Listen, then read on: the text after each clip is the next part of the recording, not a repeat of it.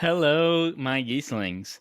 This is uh, a terrific episode, as you're about to discover.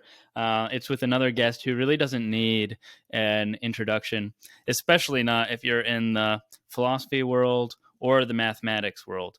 But so today I talked to Joel David Hamkins, who's the O'Hara Professor of Philosophy and Mathematics at the University of Notre Dame, where he just recently came from the University of Oxford. And before that, he was at CUNY.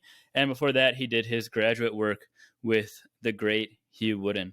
So Joel is one of the leading philosophers of mathematics and set theorists in the world. And by reputation, as we get to later, he is the leading mathematician according to, or the most reputable mathematician according to MathOverflow, of which he is the king or perhaps the emperor.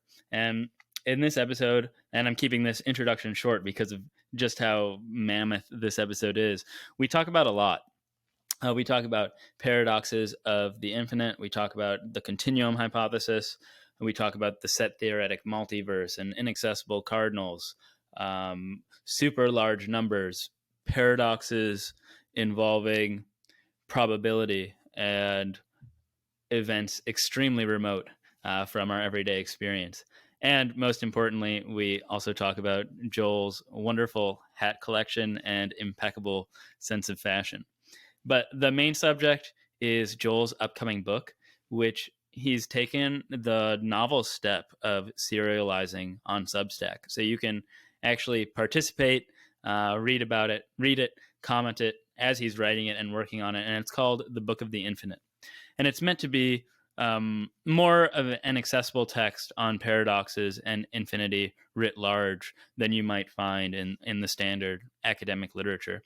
And there are links to his Substack, also to his Twitter, his MathOverflow, and his blog in the description.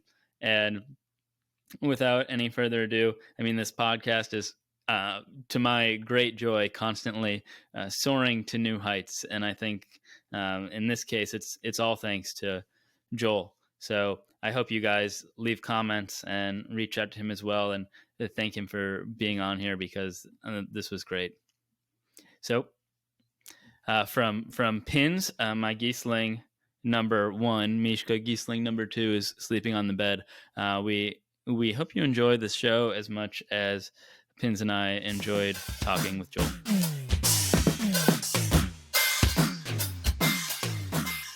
So set theorists are very well known for being philosophically inclined. And I'm curious if you first became interested in math through philosophy or philosophy through math.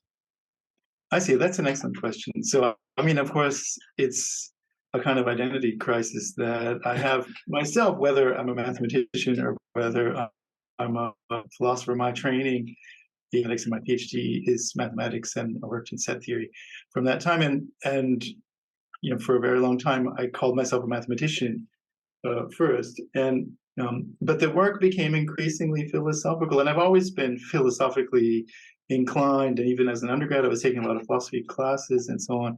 And so I was always interested in that aspect of it. But at a certain point, it entered the research work in a very profound way, in a major way. And I really became fascinated by that and started diving more into that aspect of it with set-theoretic pluralism and so on, potentialism, and all these issues came. They of course, that work is ultimately inspired by philosophical questions and inquiry, but the work itself was mathematical and yet had this kind of philosophical consequence, or I felt philosophical discussion, analysis. And so I find myself, going around this kind of circle, like the philosophical question gives rise to a mathematical inquiry, which then raises further philosophical issues or refines the philosophical discussion. And then that feeds into mathematics again, and so on. And so I've been around that circle many times. And so when in New York, I was for many years on the faculty at the City University of New York in the Graduate Center, and there I was in the mathematics department first, and then I joined the philosophy department and the computer science departments as well. And so I was in sort of all three departments. I had appointments in all three departments. But when I went to Oxford from there, my main appointment was in philosophy. I told my daughter that I was going to Oxford to be a philosopher. And she said, "But Papa, you're not a philosopher," because she had always conceived of me as, the math parent, because my wife, her mother, is a philosopher. And I don't know if I've ever convinced my daughter that I'm really a philosopher also. So we'll see how it goes. But our overlapping region between math and philosophy, that's part really of both. And that's where I find myself at home. And and so the question whether I'm a mathematician or a philosopher, I view as sort of totally uninteresting and unimportant in this kind of, you know, to have a border, am I on one side or the other, is ridiculous. Actually, it's the most interesting questions and work is happening precisely when it's in both areas. And so what is the point? What is the value of having the distinction between math and philosophy if the interesting work isn't respecting that distinction? And so I view it as a kind of unimportant question, whether I'm one or the other. I mean, obviously I'm both. So you did your graduate work with Hugh Woodin at Right. Berkeley, I think, and he's a very strong realist. And I'm wondering if that, at the outset, when you're doing your graduate work, if that really influenced your own philosophical positions on the Oh, foundations. absolutely. I mean, my views on set-theoretic pluralism and pluralism in the foundations of mathematics really were extremely influenced by Woodin's views, and also the whole discussion that was happening in Berkeley when I was a grad student. That was about 25 years ago. Um, because the Berkeley math department and the philosophers there and the logic group there is very strongly following the what could be called the sort of monist view or the universe view, um, um, and uh, and so my views on pluralism in part arose as a reaction against that a little bit, and it's very difficult. It was very difficult for me actually uh, to to. There's a cultural difference between mathematics and philosophy on the level of disagreement that is acceptable. I mean, in philosophy, you take any two philosophers on any given question, and it's encouraged and healthy to disagree with another. But in mathematics, that culture does not exist. People Right. don't disagree, and any level of disagreement is viewed as sort of controversial and awkward. And so to publicly disagree with another mathematician is something that is extremely difficult to do, in a kind of mathematical situation. And so personally, I found it extremely difficult to sort of come out as a pluralist, going against the views of my famous advisor, Hugh Woodin. But finally, I did. So I did it at this conference at NYU. It was organized, I think, by Justin Clark Doan and some others. They organized a conference on pluralism at New York Yeah. University a number of years ago when he was still a student, I think.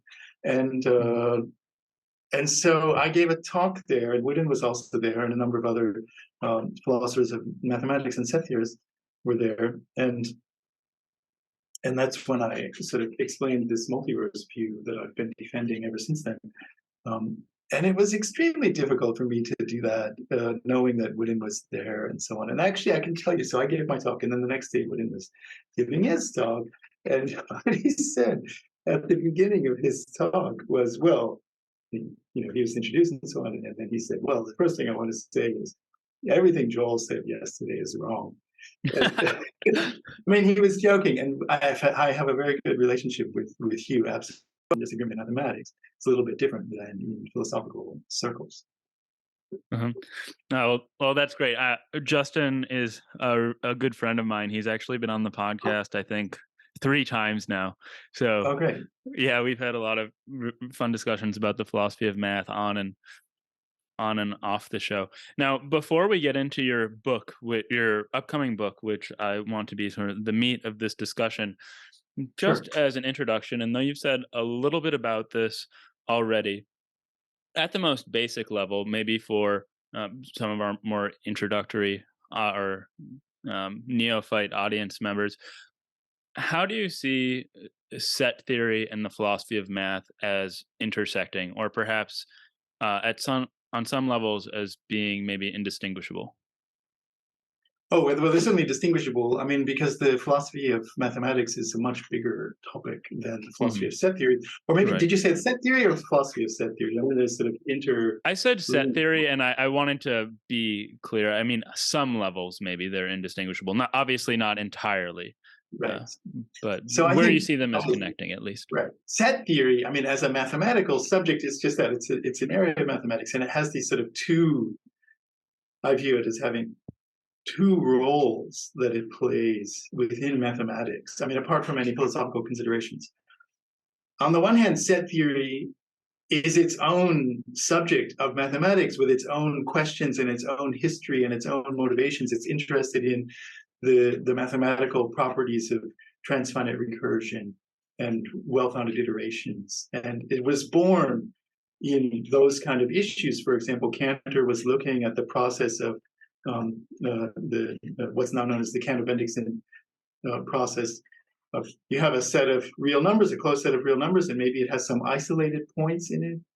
And so you throw those isolated points away and you look at what remains. That's also a closed set, but maybe now it has newly isolated points. There were limits of the old isolated points, but now they're isolated because you threw all those old points away.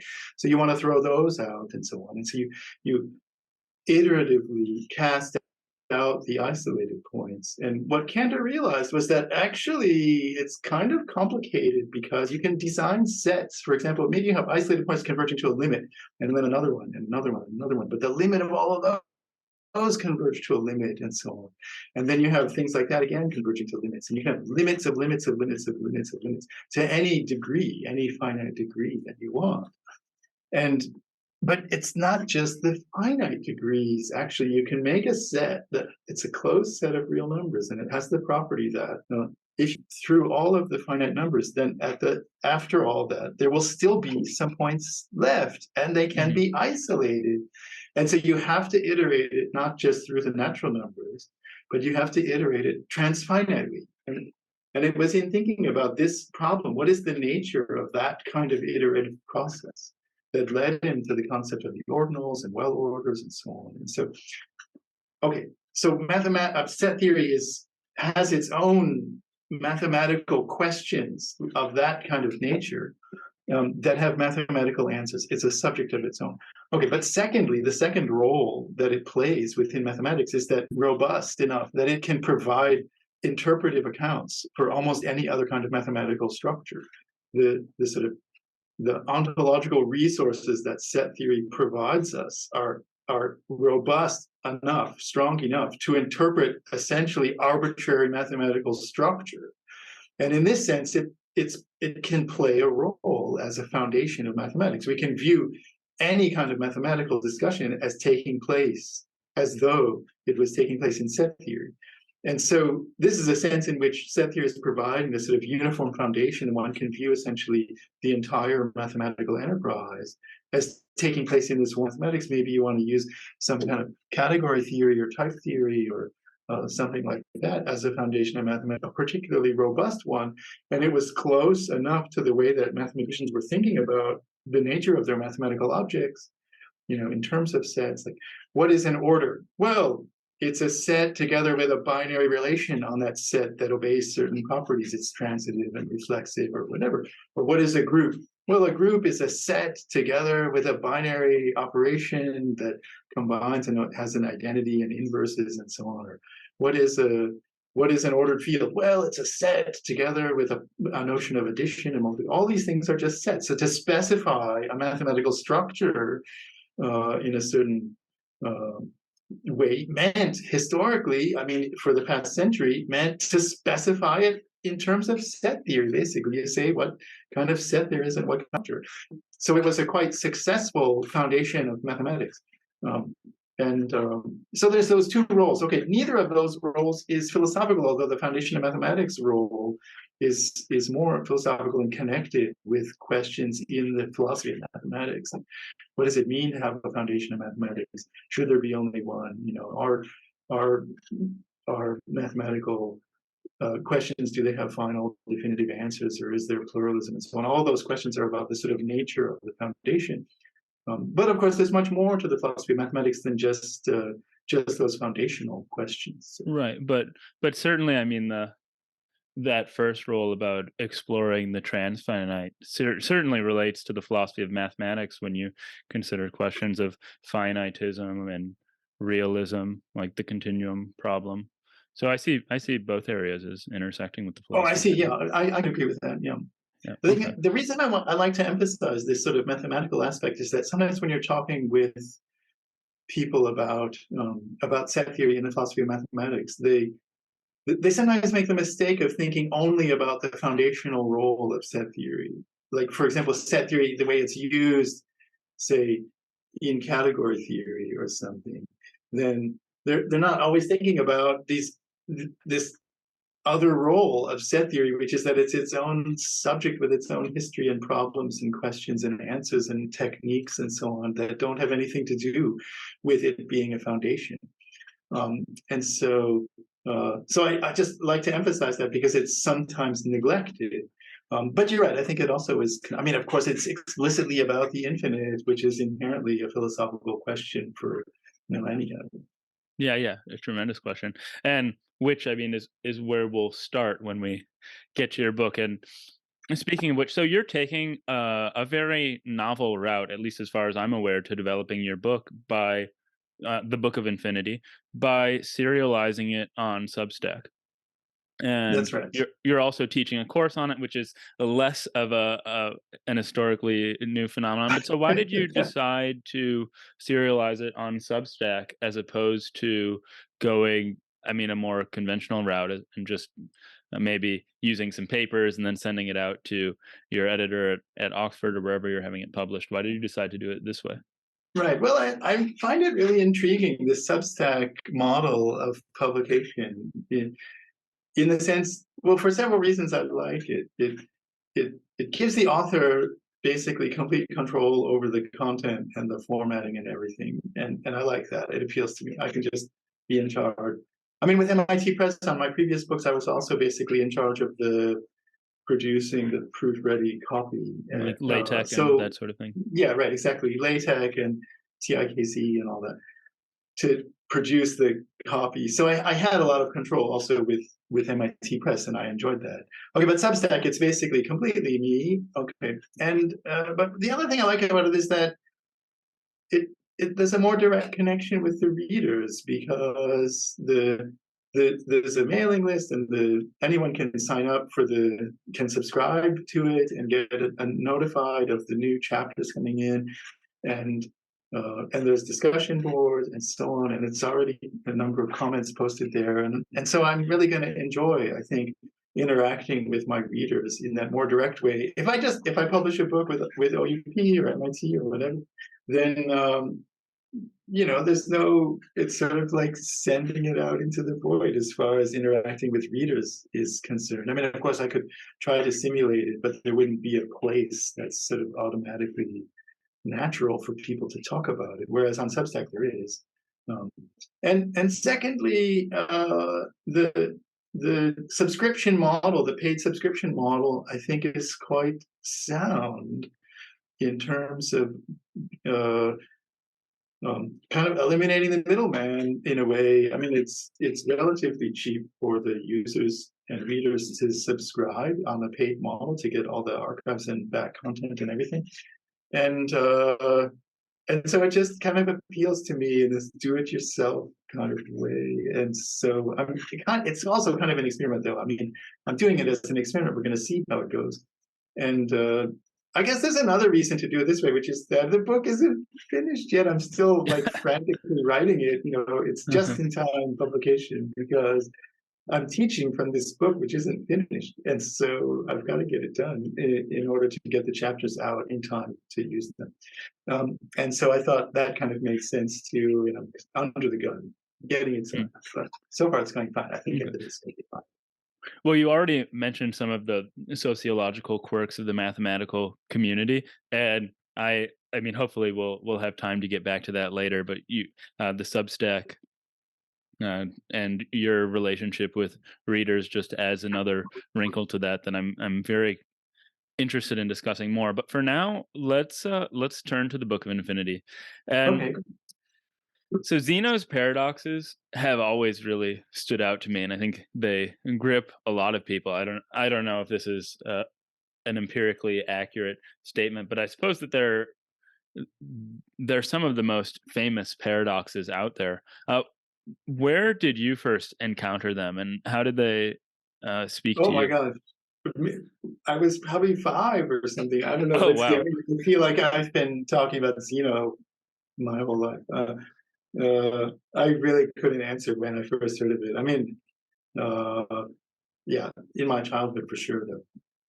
So is it a Zeno and the tortoise that is your favorite, or the dichotomy, or the arrow, or Well, I like them all. I mean, one of course, probably everyone knows the basic paradox, but Zeno's paradox says, right? Of course, he argued all motion is Achilles and the impossible. tortoise?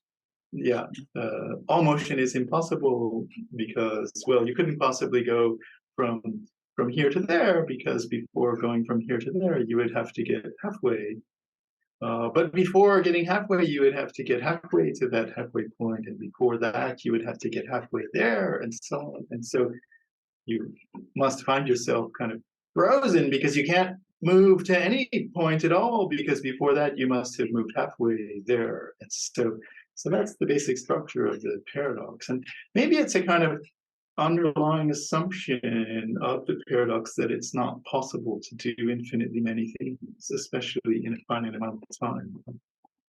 And so Hmm. I view it as connected with the concept of supertask, which is a task involving infinitely many steps. So the fact that we can walk from A to B, we do it all the time, is kind of proof that it is possible to complete a supertask. That doesn't show anything specifically wrong with Oh, Zeno's argument, but I'm go ahead. surprised that you take the fact that we can walk from A to B as proof that we can complete a super task, because I think that in doing so, maybe you're assuming that space is really continuous. Uh, Oh, sure, right. Maybe space is discrete. Maybe we're fundamentally mistaken about the nature of physical reality. And that's absolutely right. I mean, I would agree with that. mhm. So I think that Richard Feynman was once asked, well, what is the assumption that's uh, what physical assumption that people make routinely is most likely eventually to be recognized as false? And he had said the continuity of space. So in his view, he was open to the idea that space is maybe discrete. It doesn't fit very well with the quantum mechanical picture, though, which is this sort of completely continuous uh, manifold on which, in which the wave function is taking place. Everything is completely Mhm. continuous and definitely not discrete. And so it's hard maybe to see how it would happen, but it was at least the thing he mentioned he was open to, and I don't see any reason why we should claim to know that that space isn't discrete. I remember Woodin having a conversation with Woodin once, and I was in his office, and he was saying, "Well, the concept of infinity is something like these, this highway going into the distance infinitely, and these telephone poles, with the wires on them going receding infinitely. But if it turns out that according to the best physical theories, the universe is finite, then that picture is just wrong. And the picture of some physical thing continuing infinitely, maybe it's just impossible. And then one wonders, well, what is this intuition that we have about the nature of the infinite? If it's not grounded in something physical, Mhm. I mean, there's a related issue in that.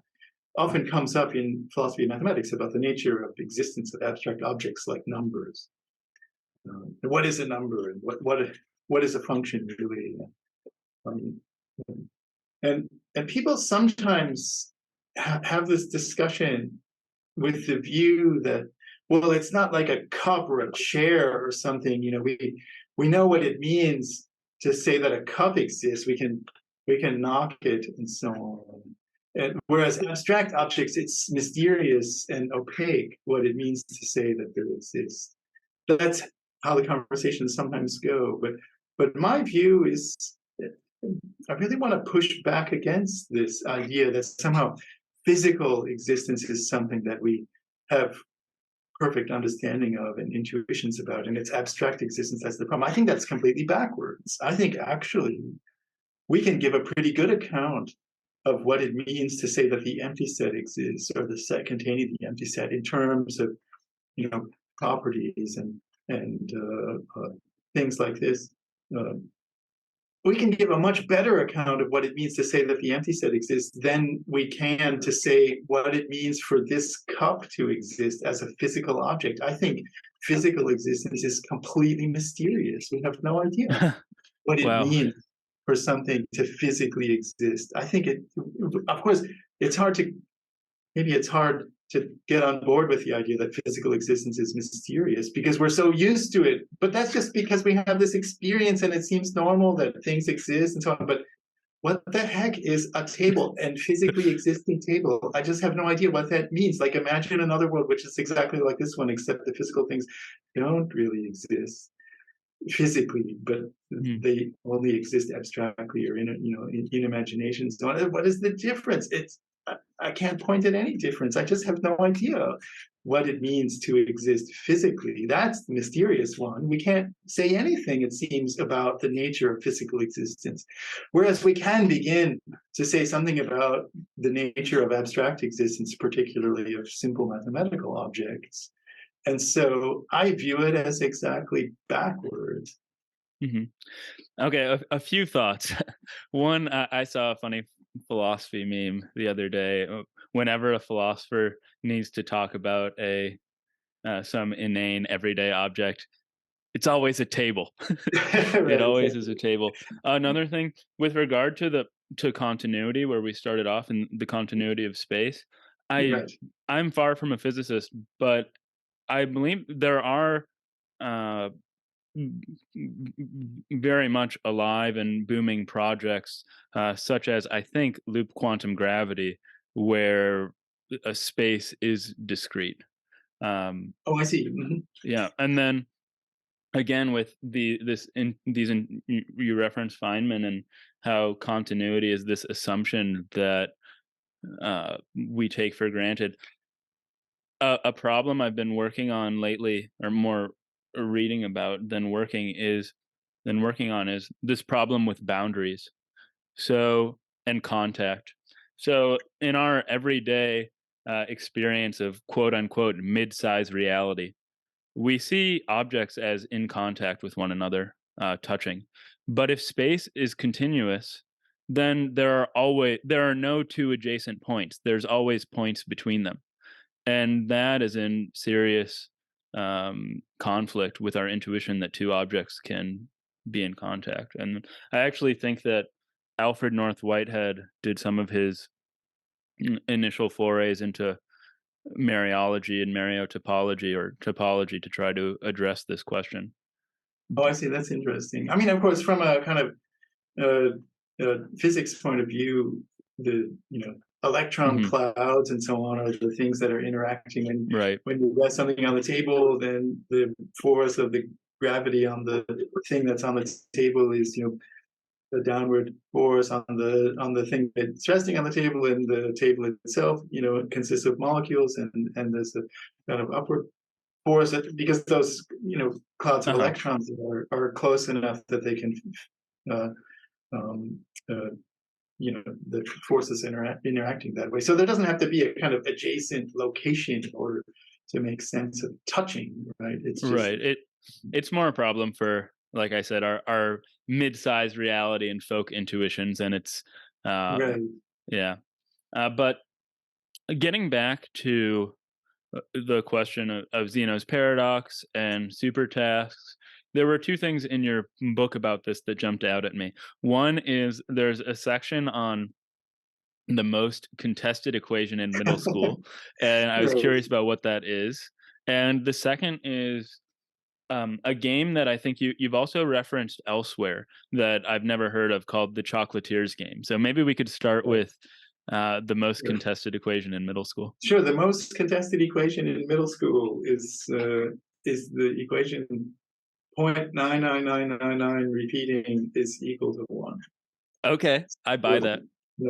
And the reason why I put this in this chapter because so after I discussed Zeno and the tortoise paradox, which I'm happy to go through, but then of course, the ideas of Zeno's paradox and the idea of halving and so on is very much connected with his geometric series idea: 1/2 plus 1/4 plus 1, 1/2 plus 1/4 plus 1/8, and so on.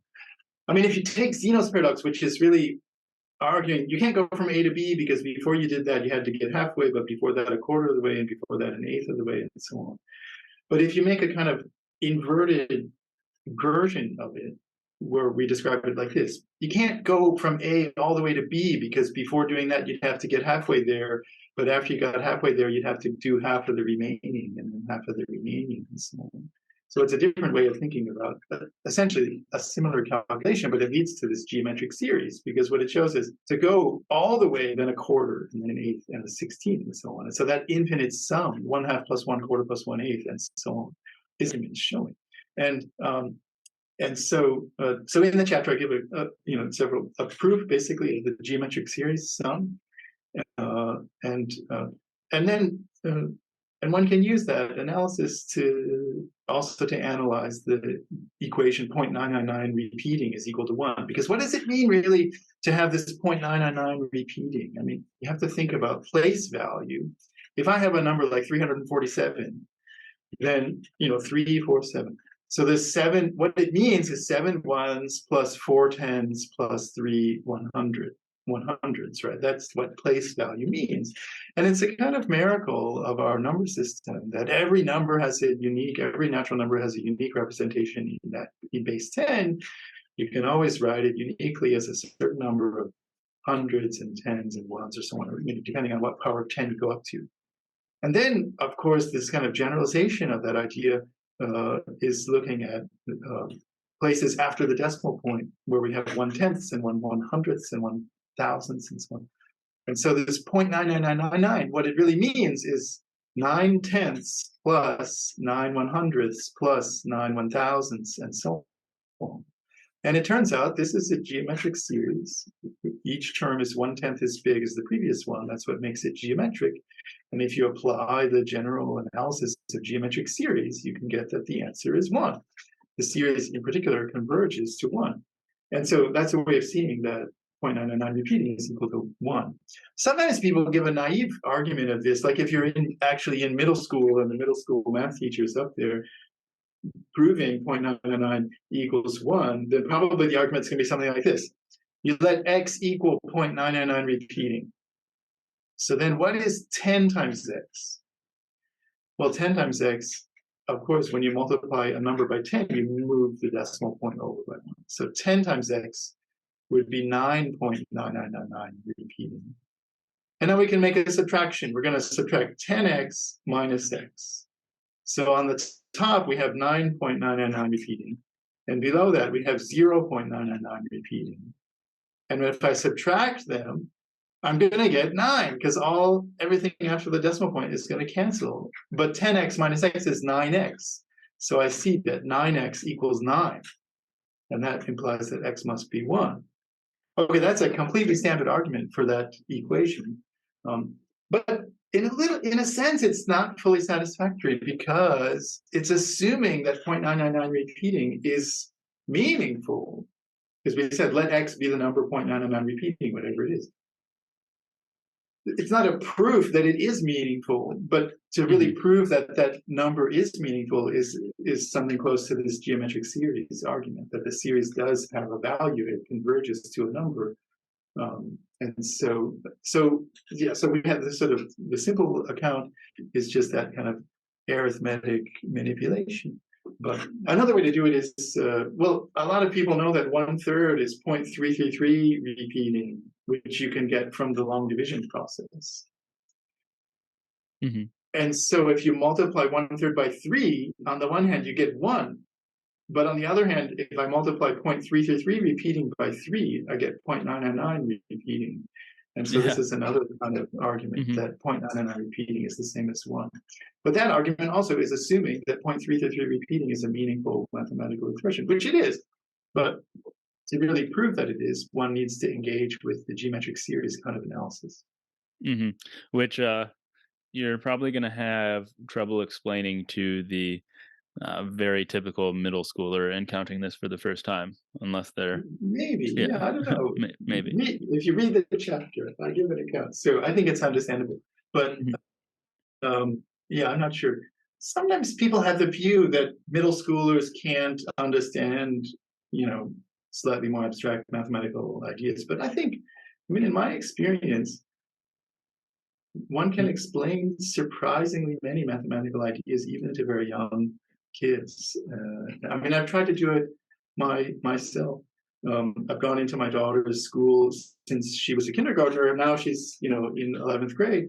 But I've gone in and made mathematical presentations at my daughter's school, my son's school, and so on, and trying to introduce genuine mathematical ideas in these presentations for the kids at the school. So I think it's possible to talk about some sophisticated ideas with children. One doesn't have to feel limited that way. Yeah, no, certainly. I'm generally of the belief that if you get them young enough, children have a tremendous aptitude for mathematics that just isn't, and I don't know how to improve it, but just isn't stimulated by the educational system. So I got started in math quite early, and I don't know if it was in first grade, but I was doing high school math, but then I had nowhere to go from there, so I just kind of stagnated because nobody was teaching me anything. Now, would you rather? I'll give you a choice. Do you want to go back to Zeno's paradox, or would you like to? Whatever you want. I'm happy to talk about anything. Why don't we do Achilles and the tortoise? Because that's a little less known than Zeno, but it's also really part of Zeno's paradox. So sure. Achilles and the tortoise is the tortoise challenges the great Achilles. The tortoise is so slow, and Achilles, the great warrior, is a very swift runner. But the tortoise is very confident he's going to win. And he says, I'm going to win, but you have to give me a head start. Okay, so they're going to run around the stadium, and the head start is going to be 1/4 of the way around the stadium. And Achilles says, okay. So they start their race, and the tortoise takes off, and he's running as fast as he can, which is not very fast, but it's fast for a tortoise. And he gets 1/4 of the way around, and then Achilles starts running from the start. Okay. And you might ask the tortoise, well, why does the tortoise think he's going to win the race? And the tortoise is arguing like this. He says, look, I'm already 1/4 of the way around. I'm ahead. Now, by the time Achilles gets to where I was, where 1/4 of the way around, I will have moved on. Okay, let's call that 1/4 of the way around. Let's call that point A. So the tortoise will be at a new point B, by the time Achilles gets to point A. Okay, and then by the time Achilles gets to point B, the tortoise will have moved on from that point to a further point, C, and so on. And so Achilles will never, according to the tortoise, Achilles will never catch up with the tortoise, because before he catches up, he has to get to the place that the tortoise was at the previous stage. So he has to do those infinitely many things. And the tortoise argues, therefore, it's impossible for Achilles to overtake the tortoise. Okay, now, of course, in practice, we all know Achilles is going to catch up. And so this paradox is also involving this idea of a supertask, because it's based really in the idea that it's impossible for Achilles to do all those infinitely many things in a finite amount of time. It's the basis of the intuition for why the tortoise thinks Achilles will never catch him, is because he thinks it's impossible to do all those infinitely many things. And so it's connected with this idea of a super task. So why don't we talk about the Chocolatier's game, which is one of my favorite Yeah. I'd like to. games. Okay, I haven't heard that so one. so the Chocolatier's game, it goes like this. So it's an infinite game played between two players. There's the Chocolatier and the glutton. And the I'll be the glutton. Chocolatier, okay, you could be the glutton. So the Chocolatier, there's going to be infinitely many rounds. Round 1, round 2, round 3, or turn 1, turn 2, turn 3, and so on. And at each round, the Chocolatier serves up finitely many additional chocolate morsels, these exquisite chocolate morsels. And the glutton selects one chocolate on offer and eats it, just one. The chocolatier could put 2 or 3 or a billion, any finite number, on the platter. It's big enough. The glutton can only eat one, and the uneaten ones just stay there. They accumulate. Okay, and the glutton wins at the end. In other words, after infinitely many stages, if all the chocolate is eaten. Okay, so that's the game. And the question is, who wins? Does someone have a winning strategy to win this game? And so what do you think? I think you're gonna have to answer this one for me. I don't think I Okay. quite understood. So at each round, I thought he only got to pick one piece of chocolate. Yes. But then how is he if he moves on to the second round, how's he going to go back to eat the other pieces?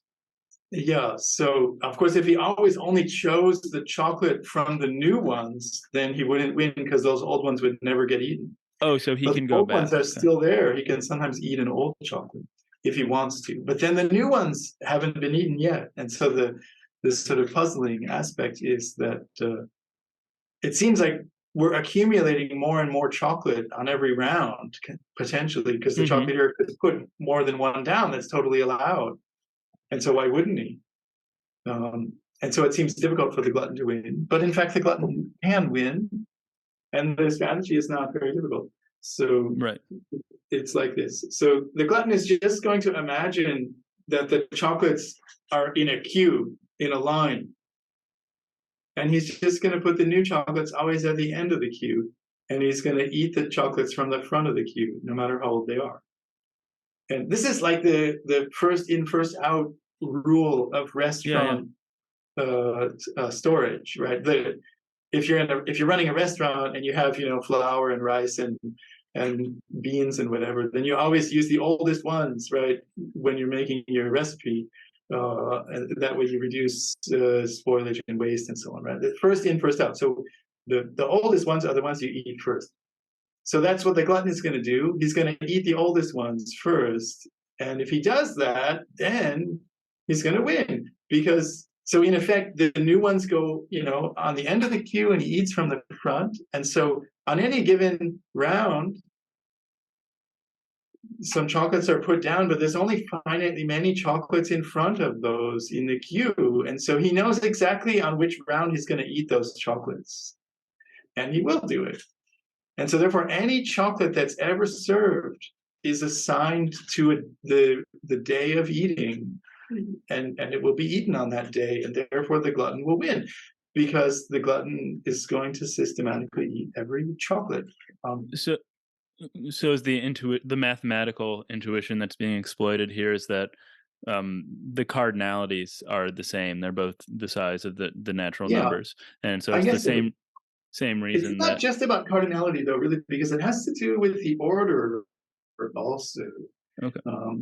The argument is, I mean, of course, if it were an uncountable number of chocolates being served at any point, then it's clearly impossible for the glutton to win, because he's Right. going to altogether eat only countably many chocolates if the rounds are countable, right? So in that sense, you're completely right. But the order really matters, and not just the cardinality of the chocolates, the order in which the chocolates are eaten. So here's maybe a variation of the puzzle. Suppose the chocolatier can serve infinitely many chocolates on any given round. not just finitely many. And now this Q idea doesn't work at all.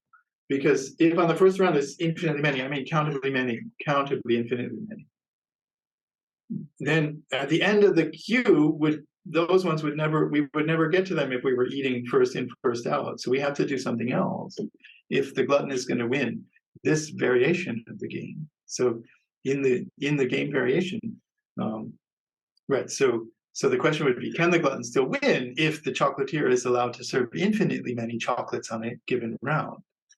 And the answer is yes.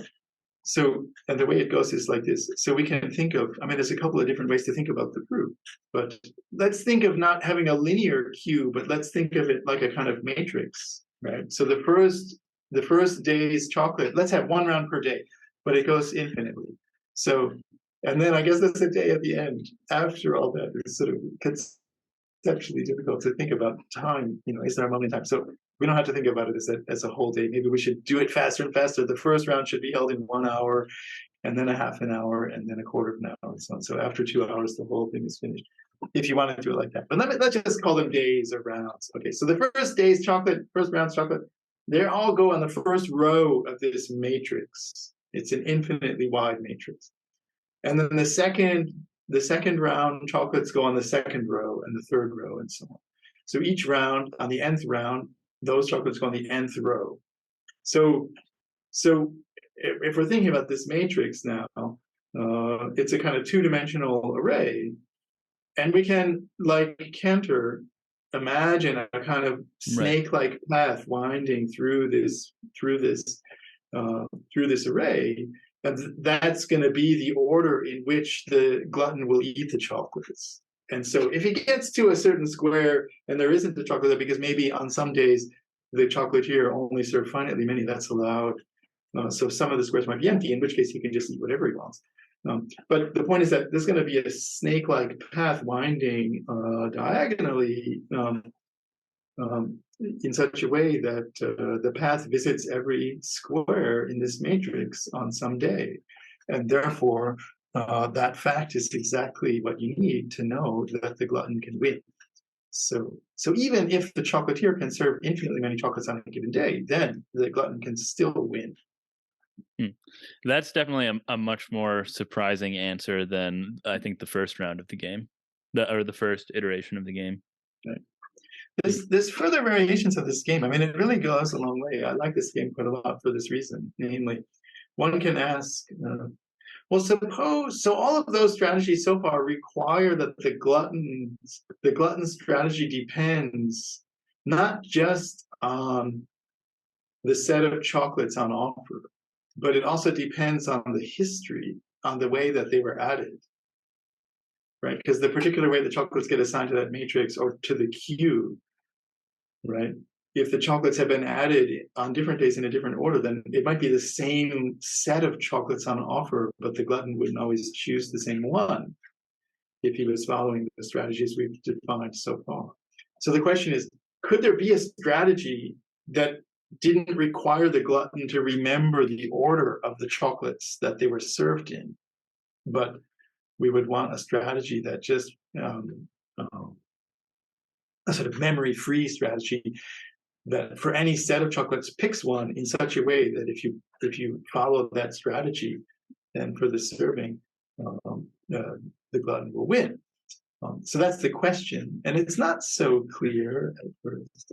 And it actually requires you to be a little more, to refine the definition of the game a little bit. Because the question is, well, could chocolates ever repeat? Could the chocolatier make the same chocolate again, the very same one? Right? Because then, if the chocolatier puts up 2 chocolates, and the glutton picks one of them, but then the chocolatier could simply replace that one, make an identical copy of it again. And then if the strategy was memory-free, it would have to make the same choice again. And it would always pick that one if the chocolatier always replaces it, and the other one wouldn't ever be picked. And so therefore the glutton wouldn't win. Okay, so if we allow the chocolatier to make identical copies of the chocolates, then the glutton cannot have a memory-free winning strategy.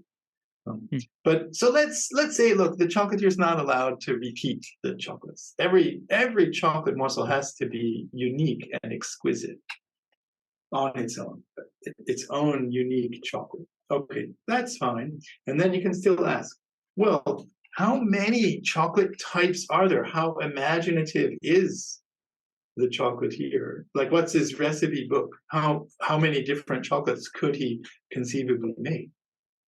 And if he only had a countable repertoire, if his menu was countable, then the chocolatier, the glutton will have a memory-free winning strategy, because you just look at the chocolates on offer. You order the possible chocolates in order type omega, or with the natural numbers, but only finitely many of them are available at any time, and you always just eat the smallest one in that order.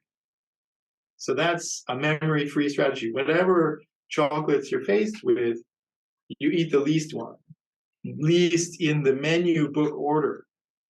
Okay, and if the menu book has only omega many pages, then you will eat every chocolate, because any chocolate that's left at the end, there must be at least one, and there's only finitely many earlier ones than it. And so whatever ones of those that were ever served at some finite stage were eaten.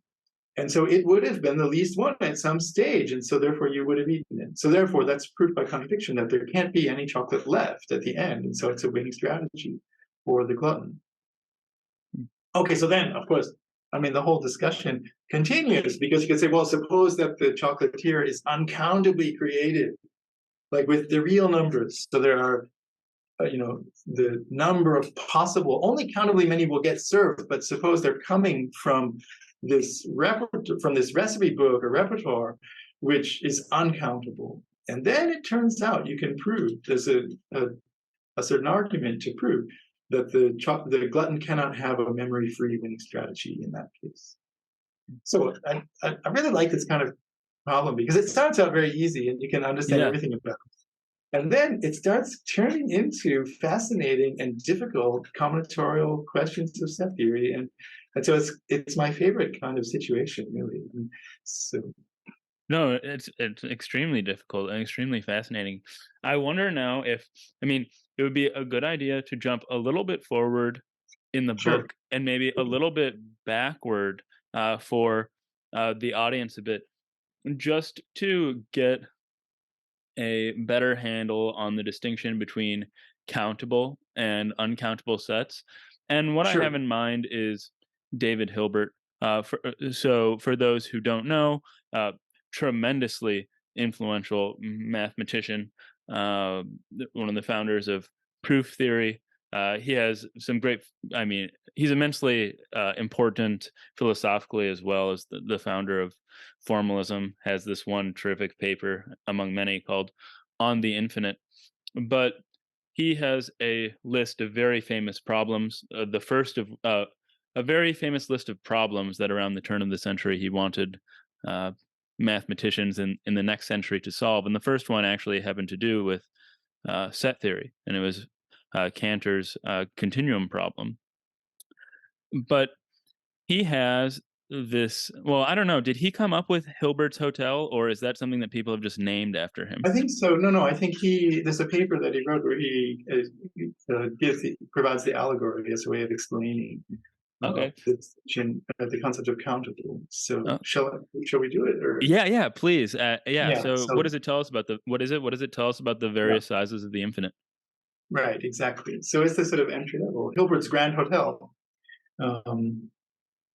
Okay, so Hilbert's Hotel, it's a hotel, it's extremely tall. It has whole floor suites. So there's the floor 0, floor 1, floor 2, floor 3, and so on. These rooms, suite numbers, are like the natural numbers, 0, 1, 2, 3, and so on, right? And every single room in the hotel is occupied currently. And there's a new guest coming up to the hotel and wants to check in, but there isn't any vacancy. And so the manager says, hey, hang on a second.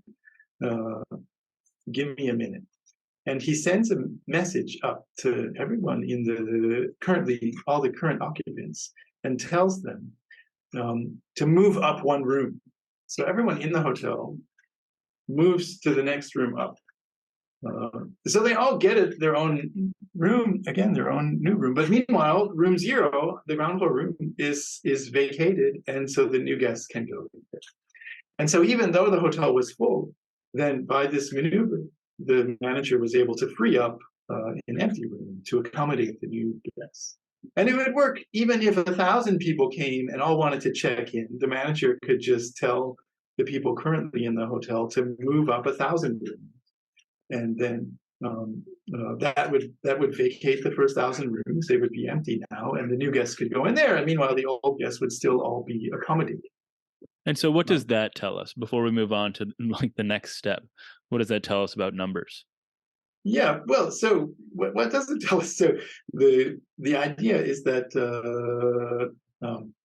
a set is it's about countable sets. So a set is countable if it can be put into one-to-one correspondence with a set of natural numbers, which is another way of saying, I mean, to use the allegory, a set is countable if it fits in Hilbert's hotel, and if you can assign room numbers to the things in that set.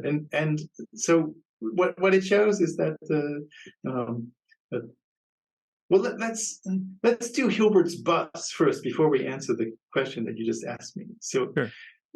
Hilbert's bus pulls up, right? Hilbert's bus, it's a very long bus. It has infinitely many seats in it. It's just like the hotel, except it's a bus. So there's seat 0, seat 1, seat 2, seat 3, and so on. It goes forever. Can we, the hotel is full, the bus is full. I want to accommodate everybody in the hotel, right? So how do we do it? So this is sort of like the variation of the Chocolatier's problem, right? Where we have now infinitely many new passengers, or infinitely many chocolates on one given round, right? So how can we accommodate the whole bus? We can't do the 1,000-person trick and ask everyone to move up infinitely, because there isn't any room infinitely up, right? Every room has just a finite number. So it doesn't make sense to say, hey, everybody move infinitely up. That doesn't make sense. So we need to do something else, because every room number is just a finite number. And so what we can do, though, is the manager can ask everyone currently in the hotel to go to double the room number. So in room n, you go to room 2n. So 0 stays in 0, 1 goes to 2, 2 goes to 4, 3 goes to 6, and so on. So everyone doubles their room number.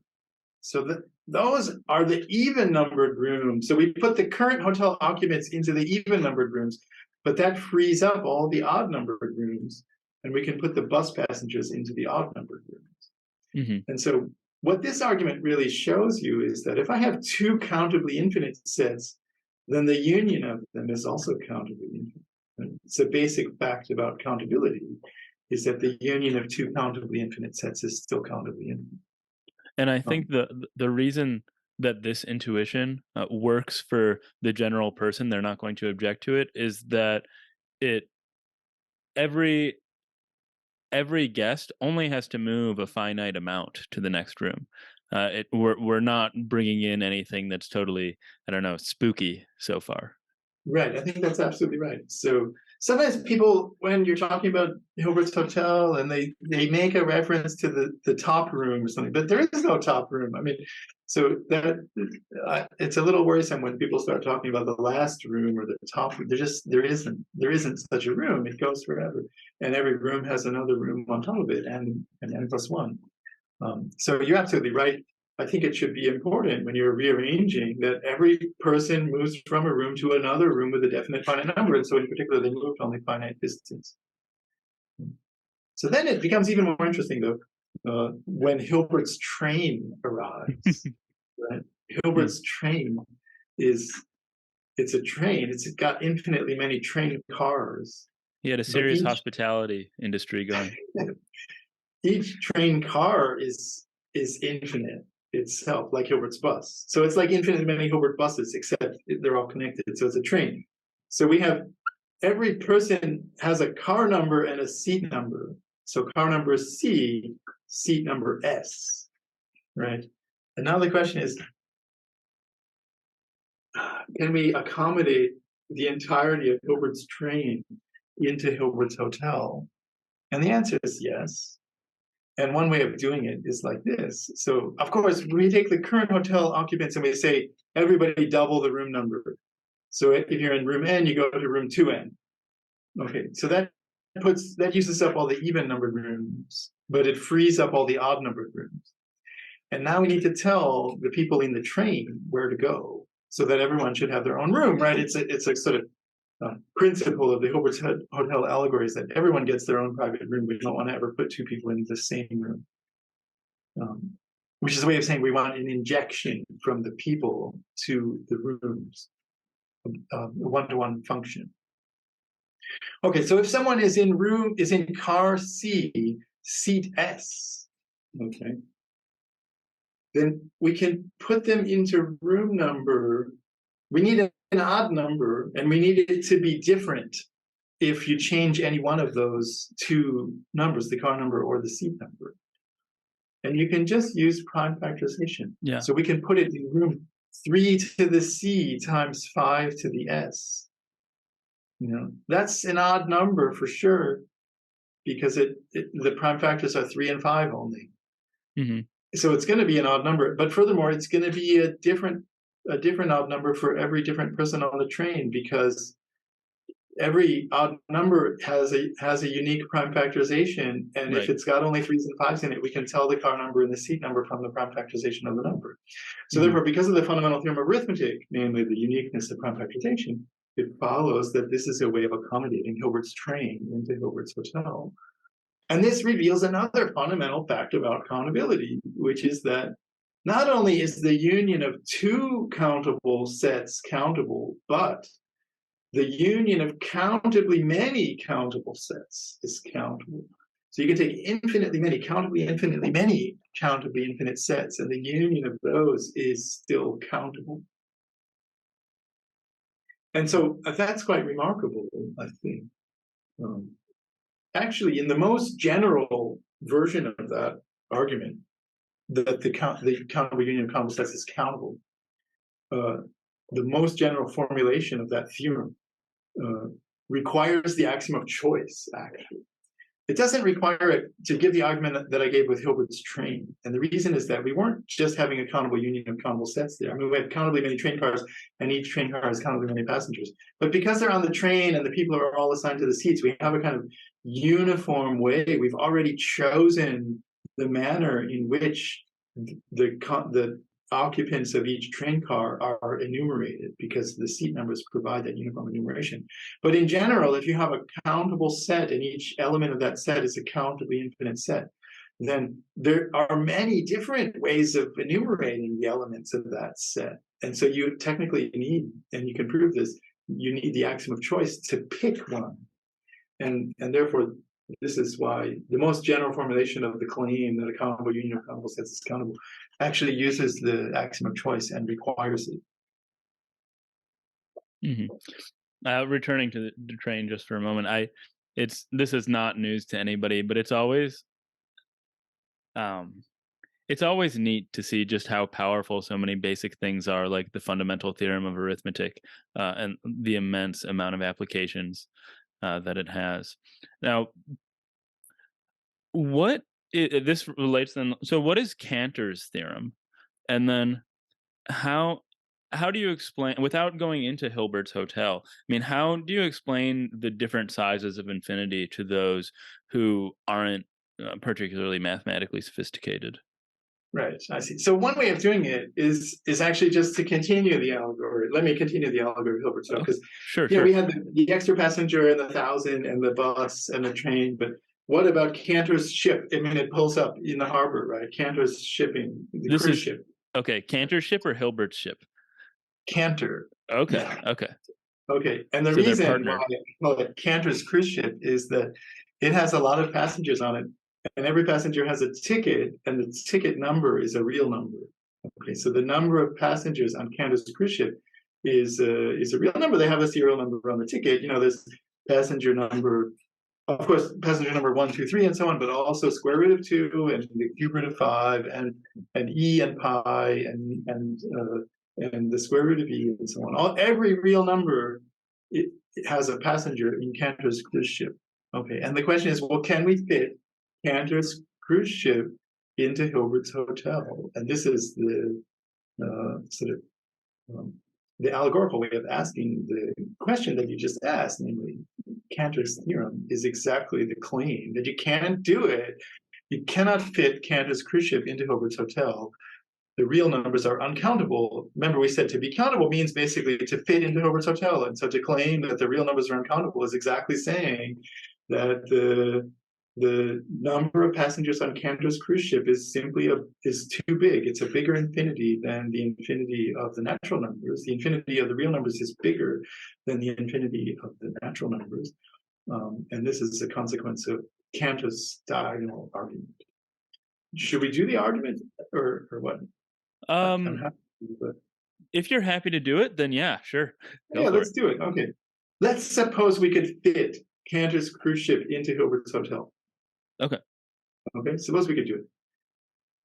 So there's some passenger gets into the first room and then another passenger in the next room and so on. So, I mean, I guess I started the rooms with 0, 1, and 2 and so on. Okay, so there's a passenger in the bottom room and the next one and the next one. Okay, so I can make, here's the hotel. It's this skyscraper, right? Infinitely tall. And let's just write out the real number of the passenger from the cruise ship that went into each of those rooms. So I'm imagining now the real numbers written out horizontally next to each room. Yeah.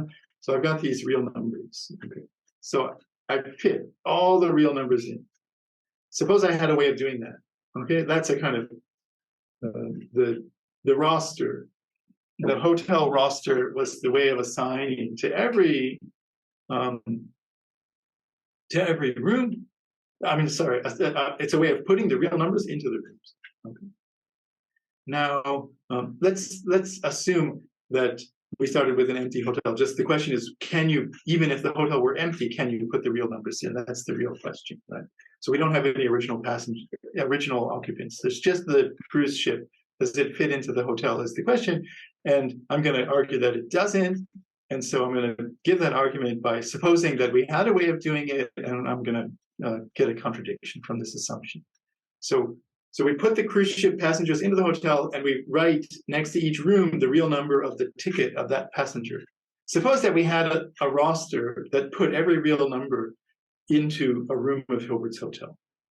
And now I think of the rooms of the hotel as ordered vertically like a skyscraper. So there's room 0, room 1, room 2, and so on. And then next to those rooms, I put the real number that is the ticket number of the passenger that I put into that room. Now I'm going to define from this roster information a real number. So I'm going to make the integer part different from the integer part of the person in room 0. Okay, so if the person in room 0 was 2.6 whatever, then I'm just going to take the integer part of this to be different from 2. I'll make it 3, for example. Okay. And now, so my number is going to be 3 point, and then what's the next digit going to be? Well, I make that digit different from the first digit after the decimal point in room 1. And I make the second digit different from the second digit after the decimal point in room 2. Okay, so basically what I'm doing is looking at the diagonal of the nth digit of the nth number. That's the diagonal going through these real numbers that are associated to the rooms. And the process that I use is I always make sure that in defining this number, that the nth digit is different from the nth digit of the nth number. Okay. So I'm always going to use digits, say 2 and 3. I always make it 2, unless it can't be 2 because the nth digit of the nth number is 2, in which case I make it 3. Okay, so I'm going to have it's going to be, 3.2223, whatever, a bunch of 2s and 3. Okay. And now the observation to make is that this number that I just defined from the roster is different from every single number on the list because I specifically made it different from each of those numbers individually. I made it different from the bottom number, the room 0 number in the integer part. And I made it different from the number in room 1 because the first digit after the decimal point was different. And I made it different from the number in room 2 because the second digit and so on. It's different from the nth number because of the nth digit. So it's different from all the numbers, but we had assumed that every real number was was on the cruise ship, and every real number got into the hotel. And so it can't. So this number has to be different from every real number, but it is a real number, and that's a contradiction. So therefore, it's not possible to put all the real numbers into Hilbert's hotel. And another way of saying that is that the real numbers are uncountable. They don't fit in Hilbert's hotel, and the infinity of the real numbers is a strictly larger infinity than the natural numbers. Mm-hmm. And now what this suggests to me then is that Cantor is going to have to backstab Hilbert, and he's going to have to build his own hotel that can fill all of his passengers. But then maybe you or Woodin or somebody or Kellner is going to come up with their own shipping line. Maybe it's going to be Hamkins airplane that has so many passengers they can't even fit into Cantor's hotel. And I guess this was a bizarre way of asking you how we then explain the existence of there being even larger sets than all of the real numbers. So that's absolutely right. I mean, it's a nice way of saying it. Cantor's proof generalizes to show that for any set X, the power set of that set is strictly larger than X. And the power set is? Too. So the power set is the set of all subsets of the set. Mm-hmm. So every set is strictly smaller than its power set, the set of all subsets of that set. So another way of saying is that every set has strictly more subsets than elements. So, and the proof is basically, it's simpler than the diagonal argument I just described, actually. But there's a couple of different nice allegorical ways of describing the proof. So if we say have a set of people, maybe it's an infinite set of people, and the question is, how many committees could you make from these people? You know, a committee is just any set of people. Maybe there's the universal committee, which has everybody, or there's the empty committee, and there's various singleton committees and doubleton committees with 2 members and so on, right? So we can look at all the possible committees you could make from this given set of people, even if there were infinitely many people. And what I claim is that there are always strictly more committees than people. Okay. Now, one could naively say, well, obviously there's more committees than people because, I mean, if I just look at the singleton committees, the committees with 1 person on it, those are equinumerous with the people already, but there's other committees besides just those. But that way of arguing doesn't show, actually, that's not a correct argument because it doesn't show that the number of committees is strictly more. It just shows that it's at least as big. What you have to do is show maybe there's some other way of putting the committees into bijection with the set of people. It's like saying that it's like making the mistake by saying, well, look, there must be strictly, if I have a countably infinite set and I add 1 more element, it must be strictly bigger because I haven't exhausted the set with just the original elements because I have this extra one. But nevertheless, the Hilbert's hotel argument shows that even if I add countably infinitely many more elements, it's still the same size as what came before.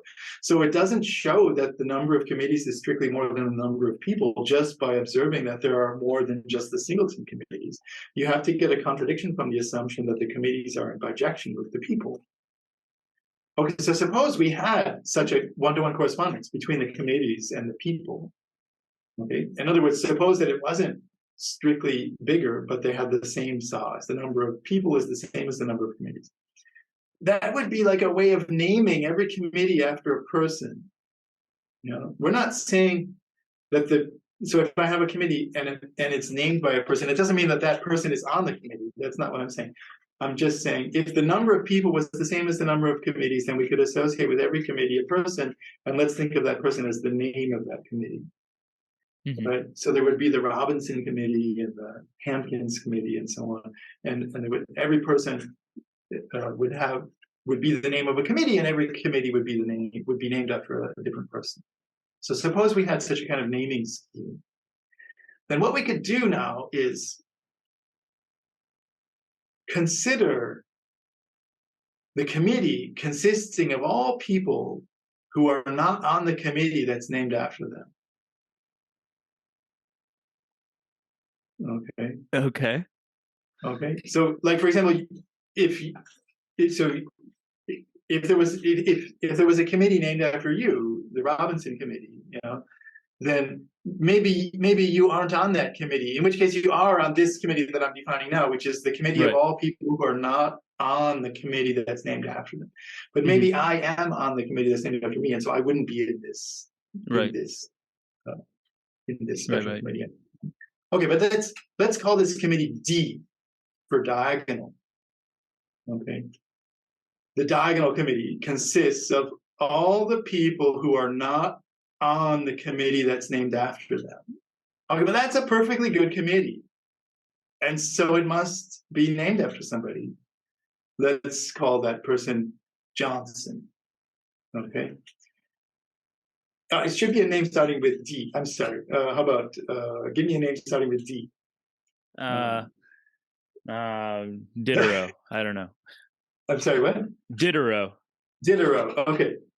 So is Diderot on the committee D? Right? If Diderot is on the committee, right, then he shouldn't be. Right? Mm-hmm. Because it's the committee of all people who aren't on the committee that's named after him. Mm-hmm. And if he isn't, then he should be. Right? All right. So we found ourselves in Russell's paradox land. Exactly. So this is a version of Russell's paradox. And Russell's paradox, right, that's the set of all sets that aren't members of themselves. It's exactly the same diagonal. But Cantor's argument was earlier. So one should think about it the other way. Not that this is a version of Russell's paradox, rather, Russell's paradox is a version of this argument, because this argument was Cantor's argument, which preceded Russell, and Russell acknowledged that, actually. So one should view the Russell argument as a version of Cantor's argument that the power set of a set is bigger. That's really what Russell is arguing. Okay, so therefore the power set of a set, the number of committees of any set of people is strictly more than the number of people. I had a student in Oxford who made a nice example. Suppose you have a set of fruits. How many fruit salads could you make? You must be able to make strictly more fruit salads than you have fruits. Yeah. Because if you could put them in bijective correspondence, then you could name every fruit salad. What is fruit salad? Well, it's just, the list of fruits that are in it. Basically, that's the recipe for that salad. It's apples, oranges, and pineapples, or whatever the fruits are. Okay, so for any set of fruits, then you look at all the fruit salads that you could make, and each one is determined by the set of fruits in it. And then we want to make the diagonal fruit salad, and the diagonal fruit salad is the fruit salad consisting of all the fruits that are not on the fruit salad that's named after them. Yeah. So, in other words, we assume that the number of fruit salads was the same size as the number of fruits. So that means we can name every fruit salad after fruit. And if we do that, then we can make the fruit salad consisting of all of those fruits that are not on the salad that's named after them. That's a perfectly delicious fruit salad. And therefore, it must be named after some fruit. Let's suppose it's named after grapes. But then grapes would be in that salad if and only if grapes are not in that salad, and that's a contradiction. So it's very similar logic. So Cantor's proof and the Russell paradox and this argument, it's all identical reasoning. The logical reasoning is basically identical in each case. And what it shows is that for any given set, you can make a bigger infinity than that set, a bigger set than that set. So if you had an infinite set, you can make a bigger one. And therefore, that one, you can make a bigger one, and a bigger one, and a bigger one, and keep going. And one might ask, well, how many infinities are there? Because we have the natural numbers. The power set of the natural numbers is bigger. The power set of that is bigger than that. And the power set of that, and so on. But if I just iterate the power set operation like that, I'm only getting countably many different infinities, right? So how many different infinities are there? And that turns out to be a really interesting question, because it turns out if you use the Zermelo axioms of set theory, the original Zermelo axioms of set theory that were proposed in 1907, by Zermelo, then you can't prove that there are more than that. It's consistent with Zermelo that the number of infinities is exactly countably infinite. And this is just Z. This is not ZF. That's right. It's just Z, the Okay. Zermelo axioms. If you work though in Zermelo-Fraenkel set theory, the ZF axioms or the CFC, then you can prove that the number of infinities is strictly more than any one of them. And so, in a sense, what you can prove is that it's wrong to refer to the number of infinities because it's not a set. It's a proper class. So another way, a more correct way of saying it would be there are more different infinities than any given one of them. So for any given infinite set, then excuse me. For any given infinite set, there will be more different infinities than there are elements of that set. That's a theorem of ZF. And this might be taking us too far astray from your book. I'm not sure. But where do inaccessible cardinals fit into this whole scheme? Right. So inaccessible cardinals are sort of one of these notions of infinity. So a cardinal is said, it's generalizing properties of the smallest infinite set omega. So let's think about that first. Omega has the following two properties. Namely, so omega is the first infinite cardinal. It's the cardinality of the natural numbers. It's the number of rooms in Hilbert's hotel. And if I have a cardinality that's less than omega, well, then it's finite. And so therefore its power set is also finite. Okay, so that's what it means to be a strong limit cardinal. Omega is a strong limit cardinal because whenever I have any set of size less than omega, then its power set is also less than omega. Okay, it's closed under that power set operation. That's one of the properties. It's a strong limit. And another property of omega is that if I have fewer than omega many cardinals that are smaller than omega, then their supremum is also smaller than omega. So in other words, if you have finitely many finite numbers, then the supremum of them is also finite. Mm-hmm. Okay, that's kind of obvious. If I have finitely many finite numbers, there's the biggest one. Okay, the supremum is just the biggest one. Okay, so that's what's said. That's what it means to be regular. A cardinal is regular if any small number of small cardinals, small relative to that cardinal, is also small, has a small supremum. Mm-hmm. Now, if you take the supremum of a small number of small cardinals, then it's small. Not all cardinals are like that. It's kind of surprising. For example, if you think about the Alephes, okay, these are the cardinals that sort of milestones that Cantor identified. Yeah. So Aleph 0 is the cardinal name of the ordinal omega. It's the cardinality of the natural numbers. That's the smallest infinity, Aleph 0. And Aleph 1 is the next cardinal. Aleph 2 is the one after that, and so on. Where they cannot be put in correspondence. Aleph 1 is the smallest uncountable cardinal. So the smallest cardinal that's bigger than Aleph 0, because that's the countable one. Aleph 1 is the smallest uncountable cardinal. And Aleph 2 is the next smallest uncountable cardinal. It's called Aleph 3 and so on. So we go from Aleph n to Aleph n plus 1. It's the next cardinal after it, the smallest cardinal that's strictly bigger than it. Okay. And then Aleph sub omega is the first cardinal that's bigger than all of those cardinals, all those Aleph sub n cardinals when n is finite. Okay. And in ZF, you can prove that this exists, this cardinal. It's the omega infinite cardinal, Aleph sub omega. But so it's uncountable. It's bigger than Aleph 1. I mean, it's definitely uncountable. But it's the supremum of the Aleph n's. Mm-hmm. So if I think about the Aleph n cardinals, Aleph 1, Aleph 0, Aleph 1, Aleph 2, and so on, that's a comparatively small family, because it's size omega only, of small cardinals, because each of them is Aleph n, which is strictly less than Aleph omega. So it's a small family of small cardinals, but the supremum is equal to Aleph omega, because it's the definition of Aleph omega. So Aleph omega is not regular. It does not have this property that Aleph 0 has. all of 0 was not the supremum of any finite number of finite cardinals. But Aleph omega is the supremum of fewer than Aleph omega many cardinals of size less than Aleph omega, because it's the supremum of the countably many Alephs of n's, each of which is less than Aleph omega. Okay, so not all infinite cardinals have the property of being regular. We just saw Aleph omega is not regular. It's what's called a singular cardinal. Okay, so an inaccessible cardinal is a regular strong limit cardinal. It's a cardinal that has that regularity property that omega had, and it's a strong limit, so that any smaller set should have its power set also small. Okay, I'm sorry, I didn't quite say it right.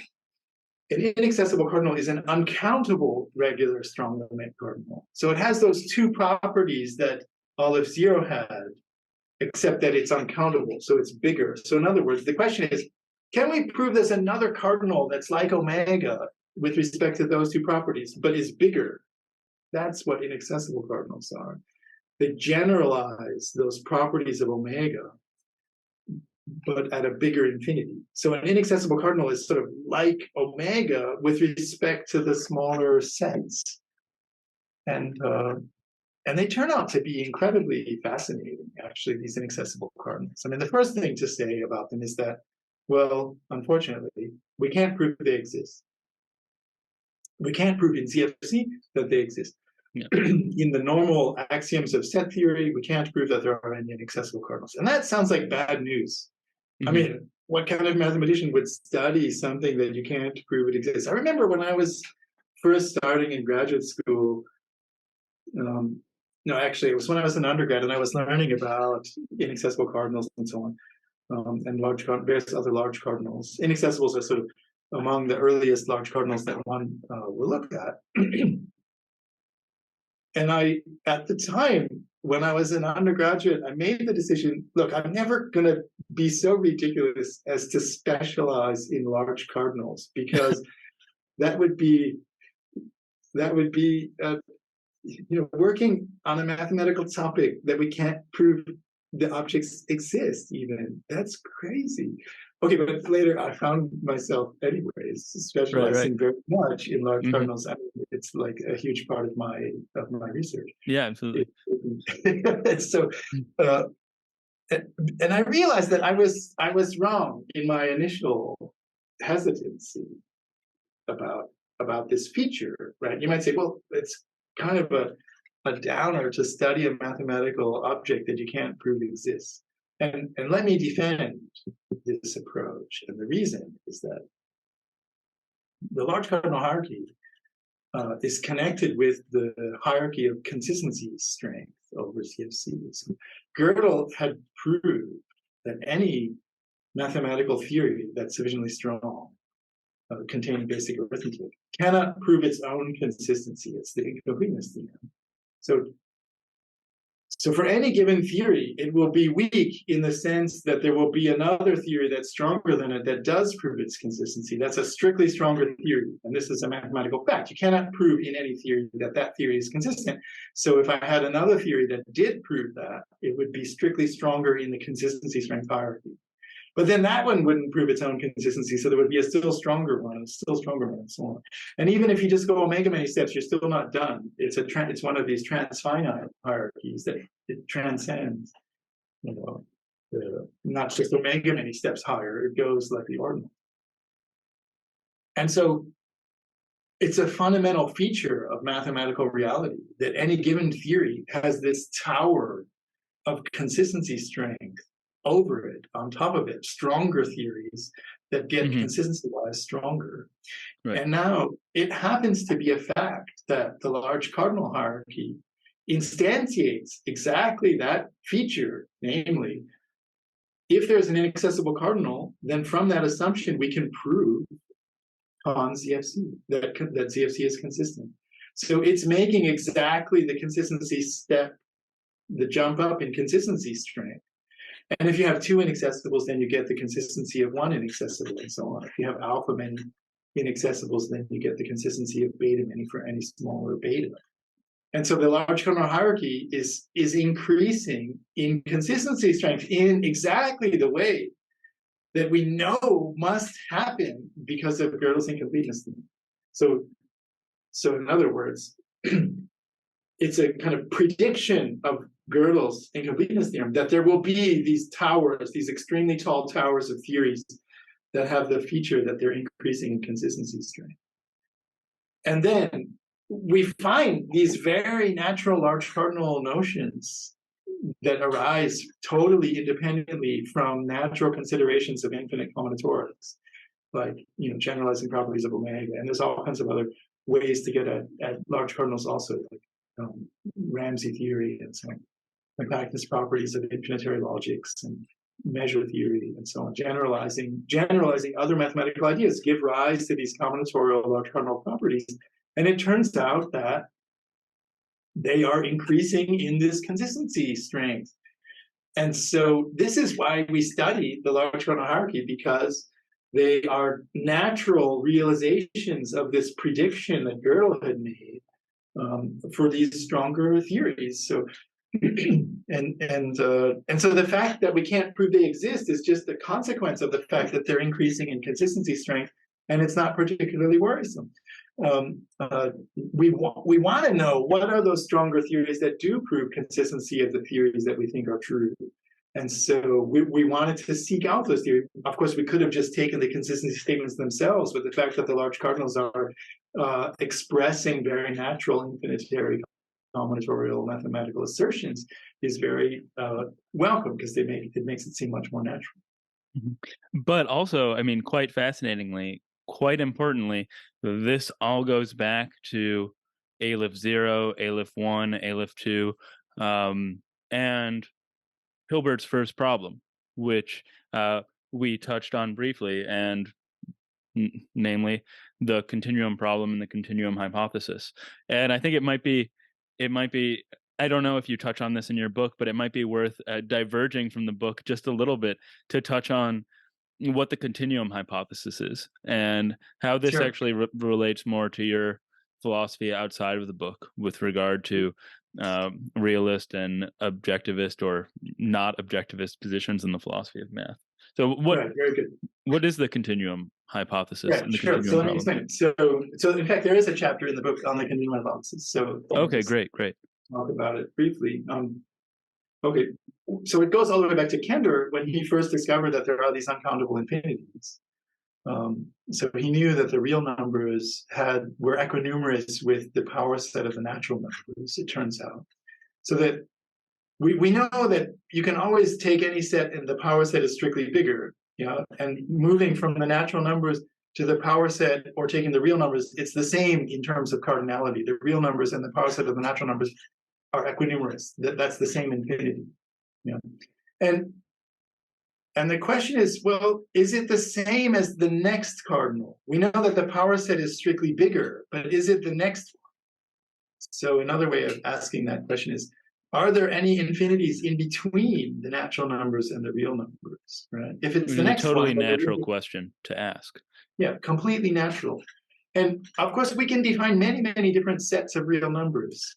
And Cantor observed that in every case, for any given set of real numbers that we could define, for which we could calculate the answer, the sets always ended up either being countable and the same size as the natural numbers, or else they ended up having size continuum, the same size as the real numbers. So he never found a set or even a candidate for a set that would have intermediate size.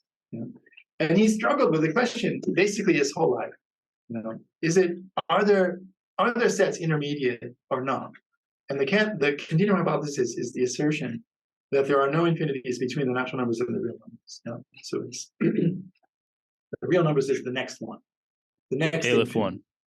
Aleph 1. So in other words, it's saying the power set of the continuum hypothesis is equivalent to the assertion that the reals have size Aleph 1. Aleph 1 is the next infinity after Aleph 0. And if that's the same as the real numbers, then there's nothing in between. And if it's not the same as the real numbers, then the real numbers would have to be bigger than it. And so there would be something in between. It's the basic idea. So the continuum hypothesis says that there isn't anything in between. Cantor proved his theorem. Proved the continuum hypothesis, certain instances of it. For example, if you have a closed set of real numbers, then you can prove it's either countable or it has the same size as the real numbers. And this was proved using the Cantor-Bendixson derivative that I was talking about before, this throwing out of isolated points. Because what Cantor proved and Bendixson proved was that if you have any closed set and you perform the process of casting out isolated points, then after some countable ordinal stage, you're going to be done. And you're going to have thrown out countably many points, and what you have left will be what's called a perfect set, or nothing. Maybe you won't have anything left.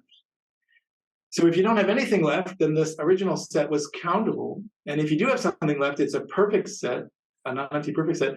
And Cantor proved that all such sets are equinumerous with the real numbers. So in other words, because of the Cantor-Bendixson process, every closed set is either a countable set or else it has the same size as all the real numbers.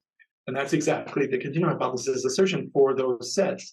But not every set is a closed set. There's other sets besides the closed sets. And so that doesn't settle the question. And so what Cantor wanted to do, sort of his program for solving the continuum hypothesis, was to generalize that kind of reasoning, to prove it for more and more sets. And in a sense, that strategy has been fulfilled by later work involving descriptive set theory, looks at not just closed sets, but at the logical complexity of the sets that you can define and so on. And under certain other set theoretic assumptions, including large cardinals, then we can prove that the continuum hypothesis holds for all sets of certain levels in the descriptive set theoretic hierarchy, projectively definable sets. But even that's not all sets. And so ultimately, the continuum hypothesis question, which, as you mentioned, was the first Hilbert problem. It was the first problem on Hilbert's famous list of open problems that he lectured on at the beginning of the 20th century. So this was an extremely influential list of open questions spanning all of mathematics. Basically, it's a testament to Hilbert's incredible power as a mathematician and skill, that he was able to summarize this sort of and motivate research for in a huge number of different areas with these questions. And the very first question was about the continuum hypothesis, whether it's true or not. And but it remained open for an extremely long time.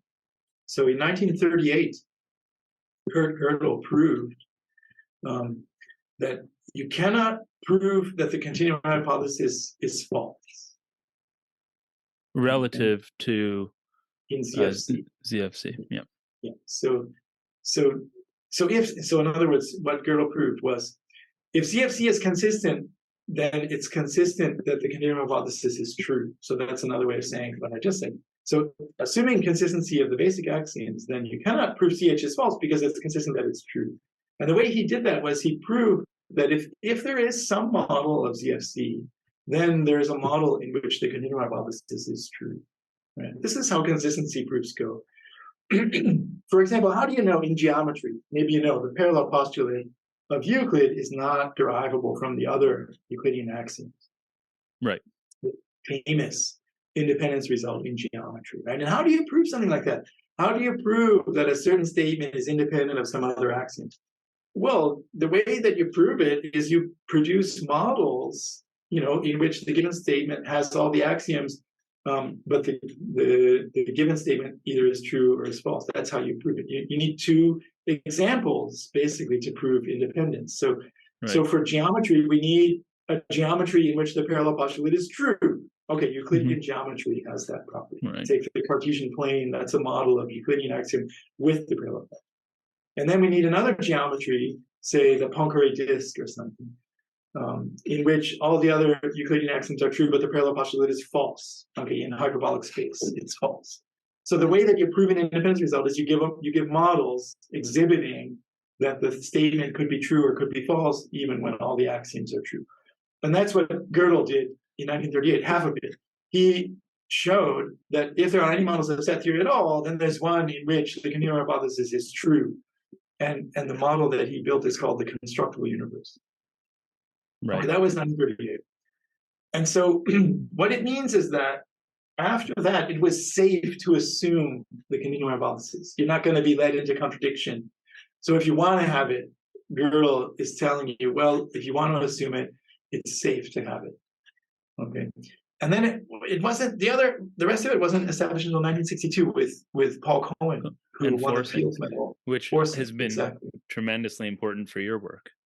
Exactly right. Yeah, it's hugely influential and extremely important set-theoretic method of proving independence, the forcing method.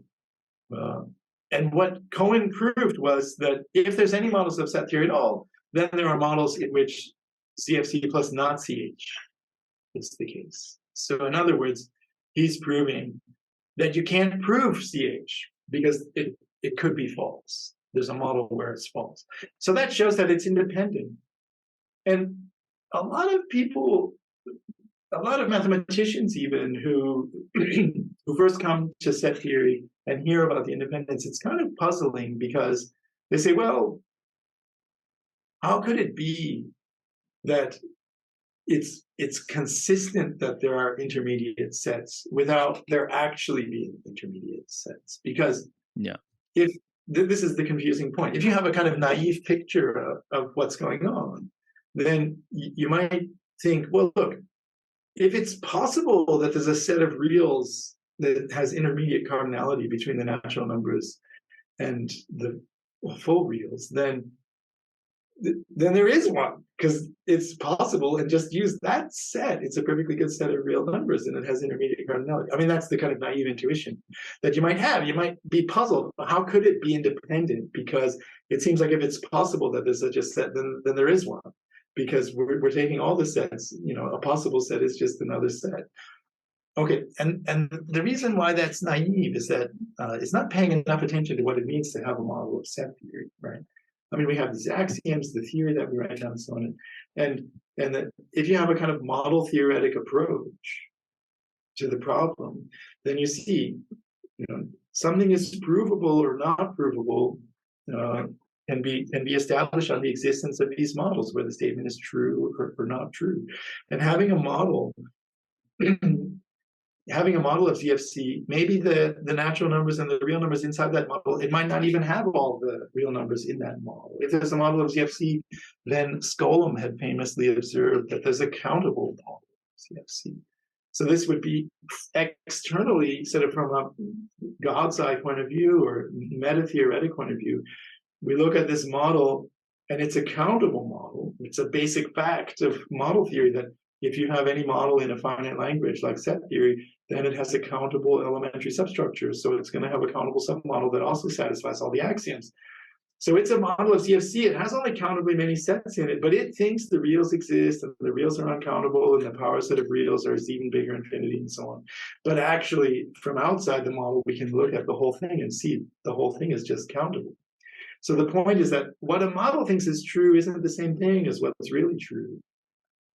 And this is part of the entryway maybe into a kind of pluralist way of thinking about the nature of mathematical reality. It's an entry into a lot of things. I mean, Abraham Robinson took this whole situation as an endorsement of formalism and his finitism.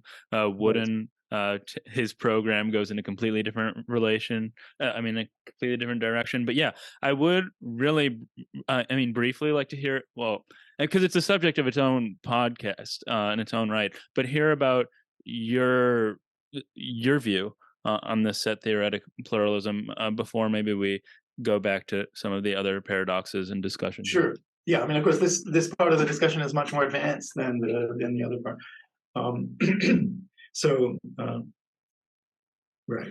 Okay. So if one is a kind of Platonist, it used to be that when you were a set theorist and you said you were a Platonist, then what you meant was that not only do sets and different mathematical structures have a real existence, which is the sort of the realist part of the position, but it used to be that it was connoting a uniqueness part of the objectivity.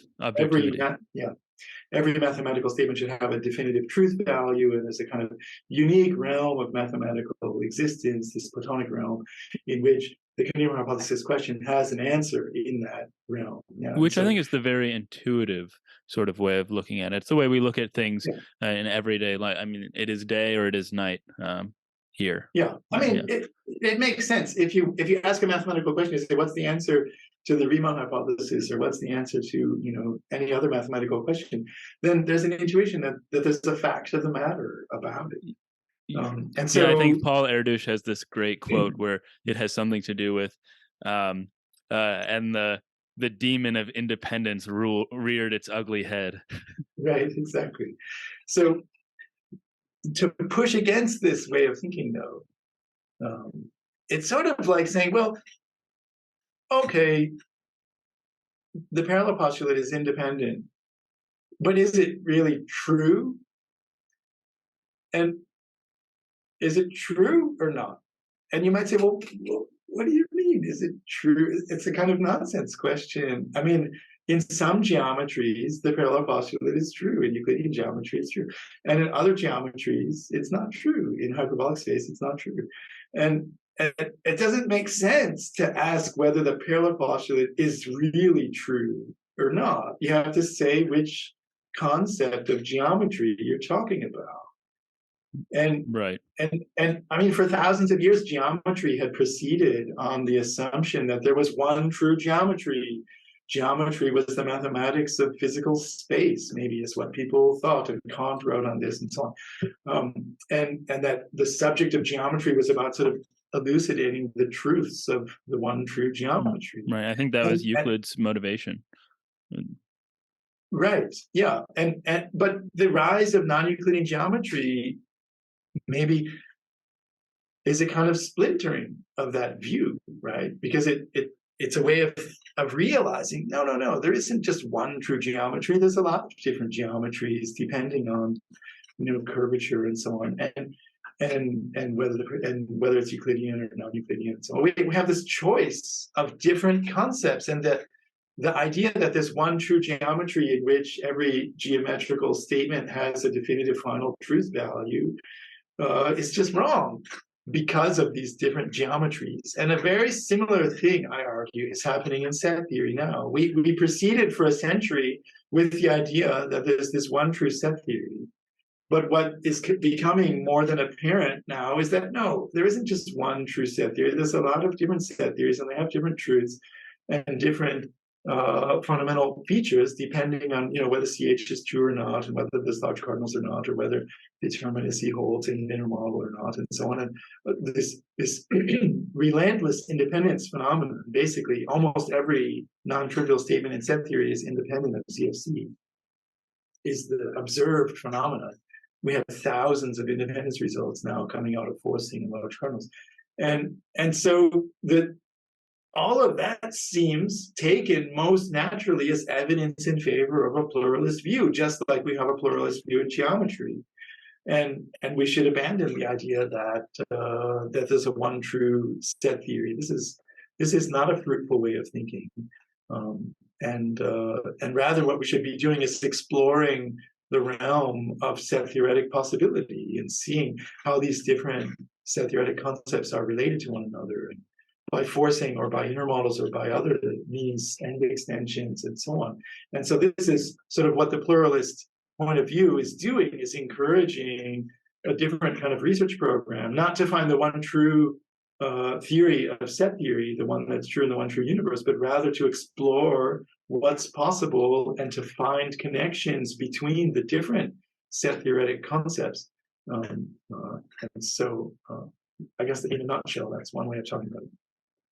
Well, one question that comes to mind, though, before we go back, is there, on your view, still some sort of maybe preferred theory, in the same way that, I don't know, Euclidean geometry is in some way our preferred geometry, or the standard model of the natural numbers is our, there's a reason we use the word standard and not non-standard. Right.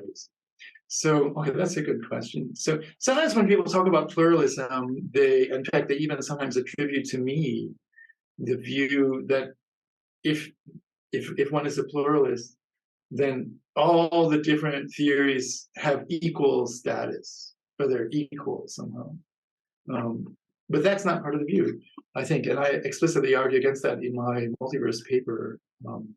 And it's not required, just as you pointed out. Actually, one can, if you're a geometer, it doesn't mean that you have to think all the geometries are equally good and equally insightful, and you are totally fine with any of them in exactly the same way. That's not really part of the attitude. Right. The geometries are different, and you might happen to have preferences amongst them for whatever reason. You just like the way that hyperbolic space works. It's just a beautiful theory and arguments, and you like those or whatever, and you prefer them, or you find them more insightful, or maybe you think Euclidean geometry is beautiful in its pristine rigor or whatever.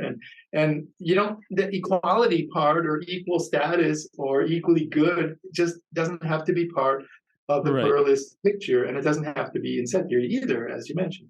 And so maybe one prefers large cardinals or whatever because those are thought to be insightful and they're interesting and fun, and the combinatorics are super fascinating, and also shedding light on the nature of infinity and so on. And all of those are good reasons to want to look at very strong theories with ZFC plus large cardinals. Or maybe you like to abandon the axiom of choice and have determinacy principles instead because you find those insightful, or you like the arguments, or they're good for foundational purposes or whatever in other realms. And so one can have preferences amongst the theories, and simply treating them all the same or as equal isn't really required.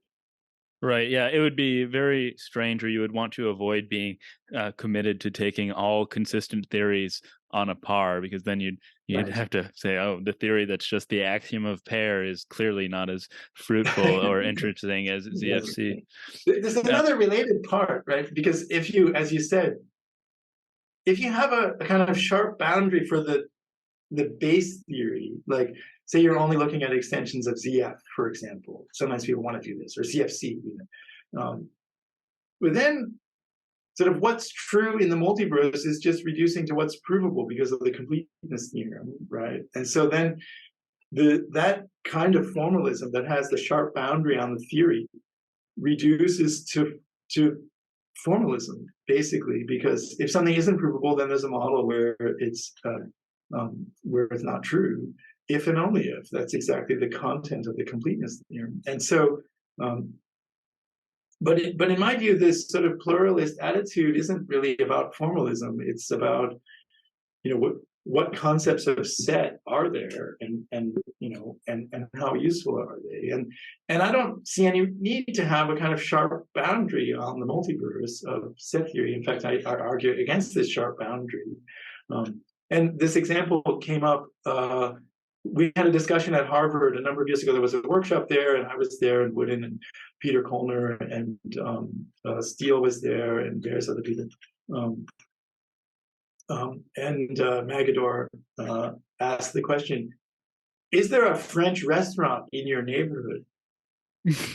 And, at the time I lived in New York, in Manhattan. And, there was a French restaurant 2 blocks down around the corner. Is that in my neighborhood? Well, probably, because that's pretty close. 2 blocks away. Okay, that's pretty close. Probably my neighborhood. Well, what if it was 6 blocks, or what if it was 8, or whatever, and the closest one, right? And the point is that the concept of your neighborhood doesn't have a sharp boundary, I think. And in general, I mean, maybe in certain circumstances it would have a sharp boundary, but in Manhattan, your neighborhood, it's a kind of fuzzy boundary situation. I mean, how far do you have to go and still, to get out of your neighborhood? It's not quite so clear, is it? And this is sort of how I think about the multiverse. I mean, okay, do all the models in the multiverse have the axiom of choice? Well, I generally like the axiom of choice. I find it to express a fundamental truth of what I expect to be true in sets, and so I like to have the axiom of choice as a fundamental truth, and so I tend to want to have that axiom. But okay, the models of ZF that don't have the axiom of choice, they're still set theoretic, and so I view them as still concepts of set. The universes that don't have the axiom of choice are still expressing a perfectly robust concept of set, and so I count them in the multiverse. And what about, okay, what if you don't have all of replacement, but you only have, or what if you don't have power sets? So you have these models like hereditarily countable sets. Is that a model of set theory? Is that a concept of set? And I think it is. And you can sort of whittle away, and you get weaker and weaker theories, until you're talking about, say, second order arithmetic, basically. So the natural numbers and the subsets of natural numbers and the sets of natural numbers.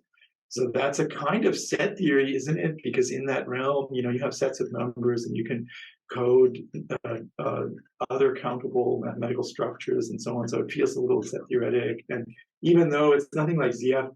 And so I view all of those things as exhibiting this sort of fuzzy boundary on the multiverse view.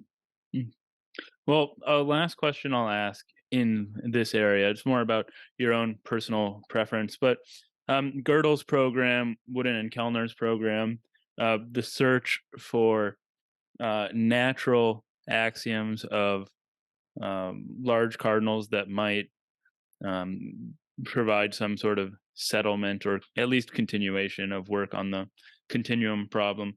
Do these developments still strongly interest you as a sort of the word I used before, but maybe a preferred set theory? I mean, is this a sort of set theory that you find very interesting within the multiverse? Right. So I wrote a paper a while back on what I call the dream solution of CH, of the continuum hypothesis problem. I think for a long time, people wanted to solve the continuum hypothesis problem in the following way. They wanted to find the missing axiom of set theory that would be sort of clearly acceptable, a sort of manifestly true principle expressed, with very strong intrinsic support regarding the concept of set. I mean, the intrinsic support for this new axiom would be something like the kind of intrinsic support that the axiom of choice enjoys. We like the axiom of choice because the idea that there's a choice function is expressing the idea that somehow all the possibly, logically possible ways of picking are there, and so the axiom of choice is on this conception of set is sort of part of the picture of how we think about the robust nature of set existence, not just ones that can be specified by a rule, but sort of all the possible ways of existing should be there. Okay, so many people find that kind of reasoning to be intrinsic support for the axiom of choice. And if we found a missing axiom that had that kind of intrinsic support and also determined the continuum hypothesis one way or the other, then this was the program for solving the continuum hypothesis problem. We were going to find the missing axiom and prove the answer from that. The dream program. This is the dream solution. It's what I call the dream solution. Yeah, and I argue that this is impossible now. We will never have it. And the reason I argue that we will never achieve the dream solution is that suppose someone produced a principle that seemed manifestly true in that way, and it implied CH. Okay. Then once we know that it implies CH, the intrinsic support for it will immediately evaporate, because we already know perfectly good set theoretic concepts of set that don't have CH, that fulfill not CH.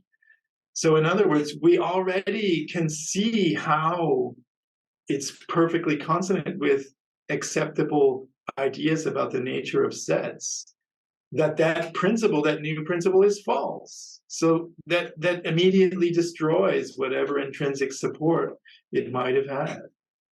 And it would be like, I think in my paper, I describe it like this. It would be like someone finding a principle that said only Brooklyn exists.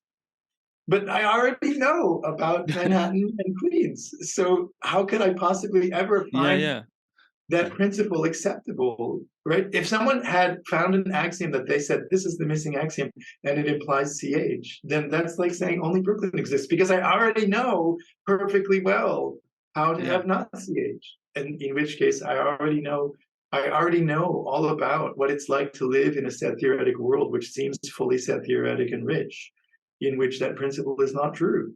And so this is how I'm arguing. The dream solution is impossible because we already have experience in set theoretic worlds on both sides, and they seem totally fine set theoretically. They're perfectly robust in the nature of the set theory that's provided in those models. And so it's not just that CH is independent and we don't have any further information. We have huge amount of information because with forcing and with the inner models and so on, we can build extremely detailed, robust models in which CH is true or in which CH is false. It's not just that we can prove, look, you can't prove it either way, and that's all there is. Rather, we can say, look, here is a place that has CH, and here is another alternative place that has not CH. And aren't they beautiful and amazing? And they're both perfectly set theoretic. And so it's like saying, look, we can go to Brooklyn or we can go to Manhattan or Queens. And we already know what it's like to live in those places, so we can't find a principle that says they don't exist cannot be found acceptable. Well, I think the analogy to Brooklyn and Queens is really nice, and I think a powerful move. I though would be regarding the notion of a preferred set theory. I would be particularly interested in whether one could find an argument, assuming that like physics is finally completed in a sense. If you could find like the minimum set theoretic framework necessary to Right. I'll use the word jive with our complete physics, if that might be a good candidate for a preferred Right. model. But okay, we've spent a lot of time dealing with infinity. I'd like to go back to still very large, but nonetheless finite numbers. So, I see. Okay. yeah. So there's a paradox that I don't know about called Berry's paradox, and it relates to large numbers, which finite numbers, I think. So what are large finite numbers, and why the hell are they interesting to us after we've just been talking about inaccessible cardinals? That's right. So Berry's paradox is the following idea, namely, well, there's a famous puzzle, a kind of game. In fact, I'm going to do it in my class. So what is the largest number that you can describe on an index card? I'm going to distribute index cards in the class. I did this once. I was visiting in Shanghai at Fudan University, and I gave a popular math talk there. There were like 200 people in the audience, and That's it huge was for math. Right. I mean, and we distributed index cards to the entire audience, and they all wrote down descriptions of numbers on the cards. We had instructions for how to do it, and the rules are okay. You have to write using normal characters, like ASCII characters, and and you can't write so tiny that it's not going to be readable and so on. And I think we said 100 characters or something. So what's the smallest?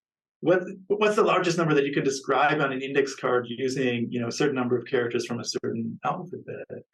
I mean, then of course you could just fill it with nines. Okay, but that's going to be a certain number. It's going to be a pretty big number. 100 nines or whatever. But if you put factorials in there, it would be an even bigger number, right? Like 9 factorial, factorial, factorial, factorial, and so on would be even bigger. Or if you used exponents, that would be bigger still. I think 9 to the 9 to the 9 to the 9 to. So that would be a pretty enormous number. But we know, okay, look, in principle, there's only finitely many things you could write on the index card, because we restricted the length of the description and the character set. So there's only finitely many things you can write.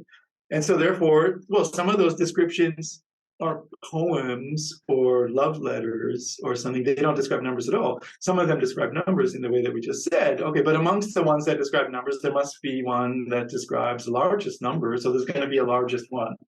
And that's the winning entry. So there must be a winning entry. You just, whichever description it is that describes the largest number amongst those finitely many, that's going to be the winning entry. It's going to be tough to verify, but yeah. Yeah. Okay. So, but now the puzzle is that, well, look,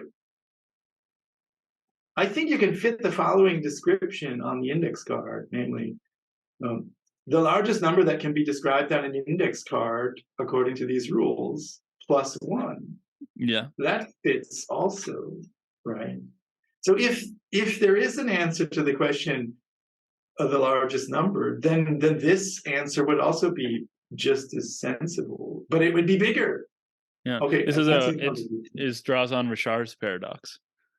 Well, this is Berry's paradox, right? The Berry's paradox is the least number that can't be described in fewer than a certain number of symbols, but that whole description is fewer than that many symbols.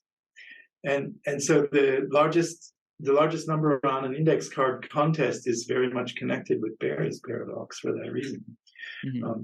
And so the question is, well, what is it sensible or not? And actually in Shanghai, I remember we had this pile of index cards and we had to sort of adjudicate, who was the winner, right? And it was quite funny because some people were submitting entries like, the amount of love I have for my girlfriends and so on. And I remember that student. The English wasn't perfect, and so he wrote girlfriends with the plural, right? And so I teased him for that because evidently he had quite a lot. He's a popular guy too. I guess so, yeah. More than one. So more than one girlfriend, I mean. Okay. So right. So this is the largest number paradox. The largest number that fits on an index card plus one fits on an index card. And it's a definition of a number, it seems to be. So what is the conclusion of that? I mean, the conclusion is that, well, look, actually the question of whether or not a given description is succeeding in describing a number is something that is logically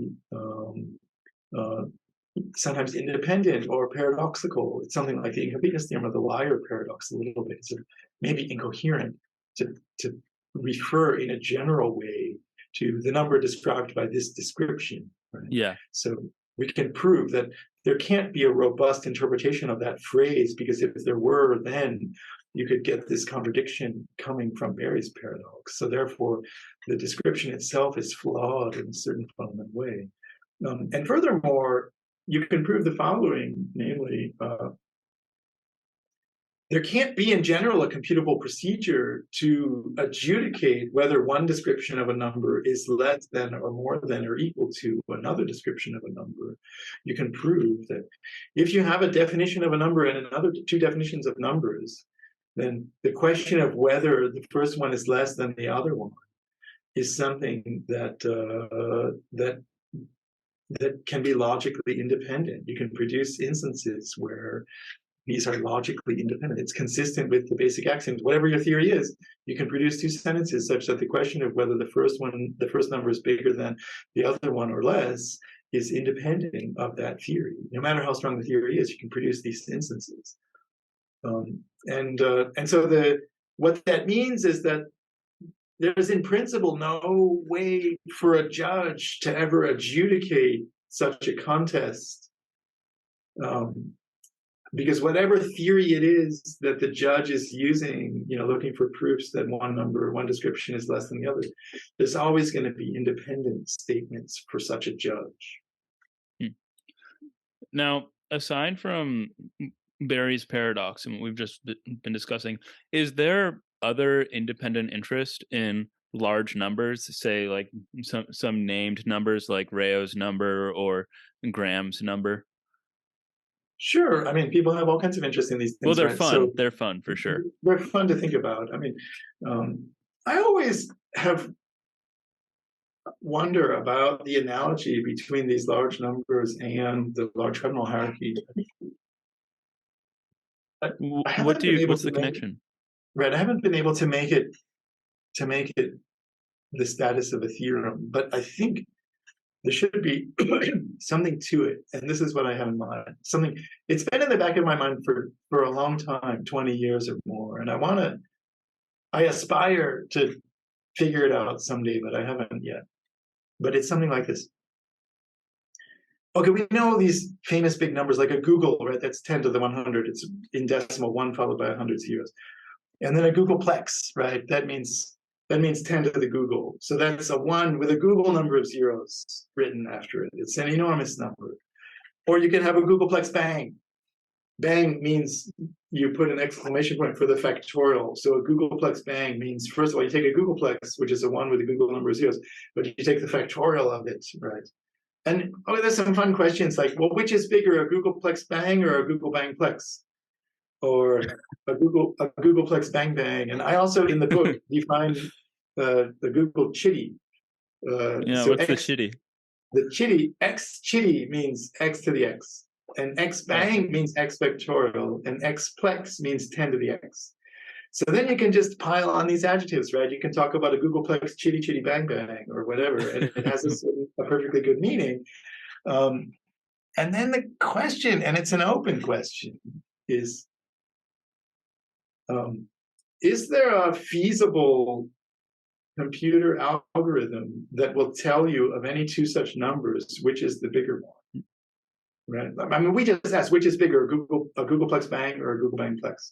Okay, that one you can settle pretty easily, and you don't have to calculate them. I mean, those are enormous numbers individually, but we can tell which one is bigger. But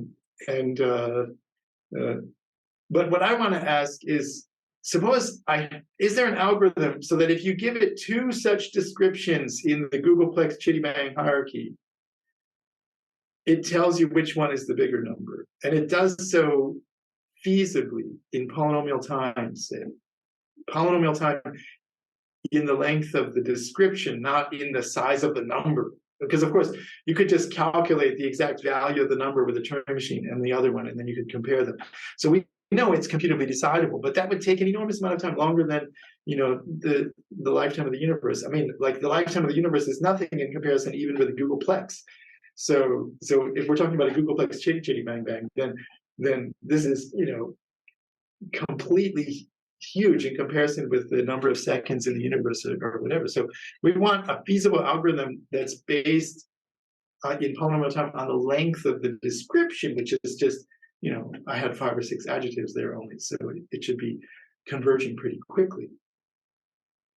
And it's open. We don't know how to do it. We don't know if it's possible. We can prove the following, though. There's a quick decision algorithm in the Googleplex bang stack hierarchy. I didn't have chitty at that time. That works quickly as long as the number of adjectives is less than a Google. So you can say, a Google bang bang bang plex bang bang bang plex chat stack plex bang stack stack plex bang stack whatever. As long as there's a fewer than a Google number of such adjectives, we can decide the answer in polynomial time. I mean, with a low coefficient, low degree. There's a quick algorithm. But once you get up to a Google number of adjectives, then there could be interference, and we don't know how to do it anymore. The algorithm doesn't work beyond that. And so in general, it's open, and we don't know how to compare these big numbers. And this is related to Bayes' paradox a little bit in the phenomenon I was just talking about, namely, given a description of a number, of two numbers, then say which is the bigger one. And maybe the reason why there wouldn't be an algorithm like that is because actually there might be logical independence in a certain way. So, for certain kinds of descriptions. Okay, I think that's what I just said isn't going to be true, but something like that is an explanation. Okay, anyways, the reason why I want to make this analogy with large cardinal hierarchy, which is what I started talking about, is the following. We have these simple descriptions of enormous numbers, like a Googleplex bang.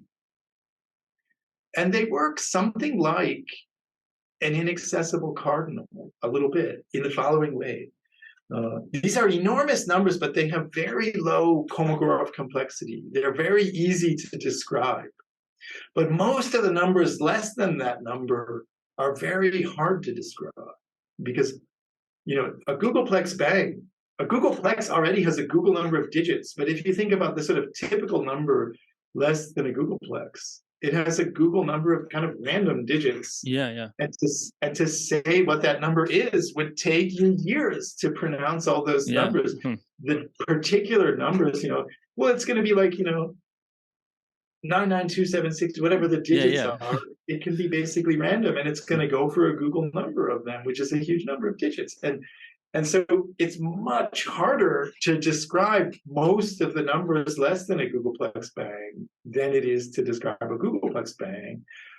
And some others, like a closure, if I have two numbers, then to describe the next one or even the exponential of it is only a little more complicated. And so there's this thing called the Kolmogorov complexity, which is a measure of how complicated the description of a number is. The Kolmogorov complexity is the the size of the smallest computer program that would generate that number. And the numbers that are showing up in the Googleplex Citibank stack hierarchy are large numbers with very low Kolmogorov complexity, right? Because we can describe them so easily, but they're enormous.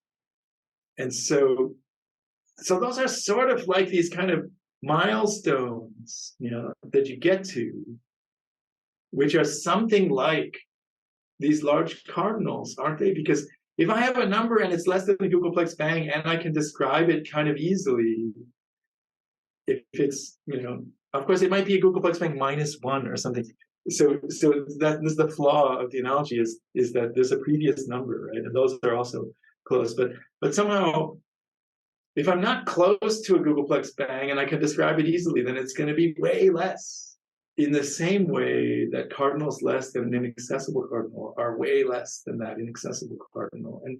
And I don't know how to make this analogy robust, but I feel that there's something to it in a way that someday I want to figure out. But maybe someone who's listening to this podcast can. I'm sure we'll get a lot of really interesting comments on it. But this whole conversation has me wondering, like, what if some ultra finitist like Jessen Volpin or Doran Zeilberger or Edward Nelson, if they were listening to this, what the hell they would be thinking about a conversation like this? And I suppose, the answer is that these words or that we're using or the symbols we're talking about, they just aren't actually referring to anything at all. I don't know if you've heard this anecdote, but I find it very funny. I think it was with Jessen and Volpin. He was giving a lecture, and somebody asked him what the largest number was, and he's like, "Well, let's just try me." And the person's like, "Okay, is 2 a number?" He says, "Yes." Is 2 squared a number? He pauses. He says yes.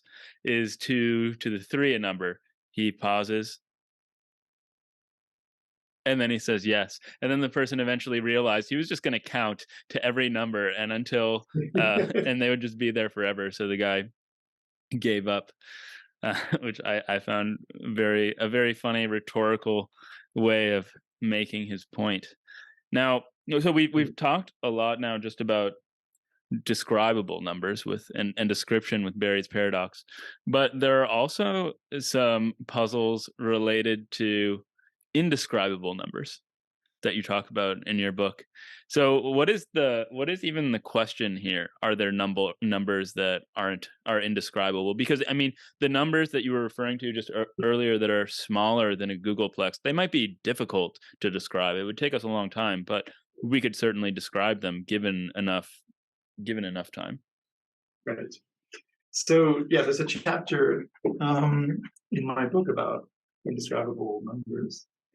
There's an argument that I've heard many times. I've often heard it at Math T. Most universities with the math department have this thing called Math T, which is often, in the best circumstances, it's held every day, and you can go and have coffee or tea and maybe donuts or something once in a while, and the mathematicians go and they'll talk shop over coffee and tea, and oftentimes those conversations become a little bit philosophical and very interesting to me. And the argument that I've heard at such a Math T many times, and I call it the Math T argument for that reason, goes like this.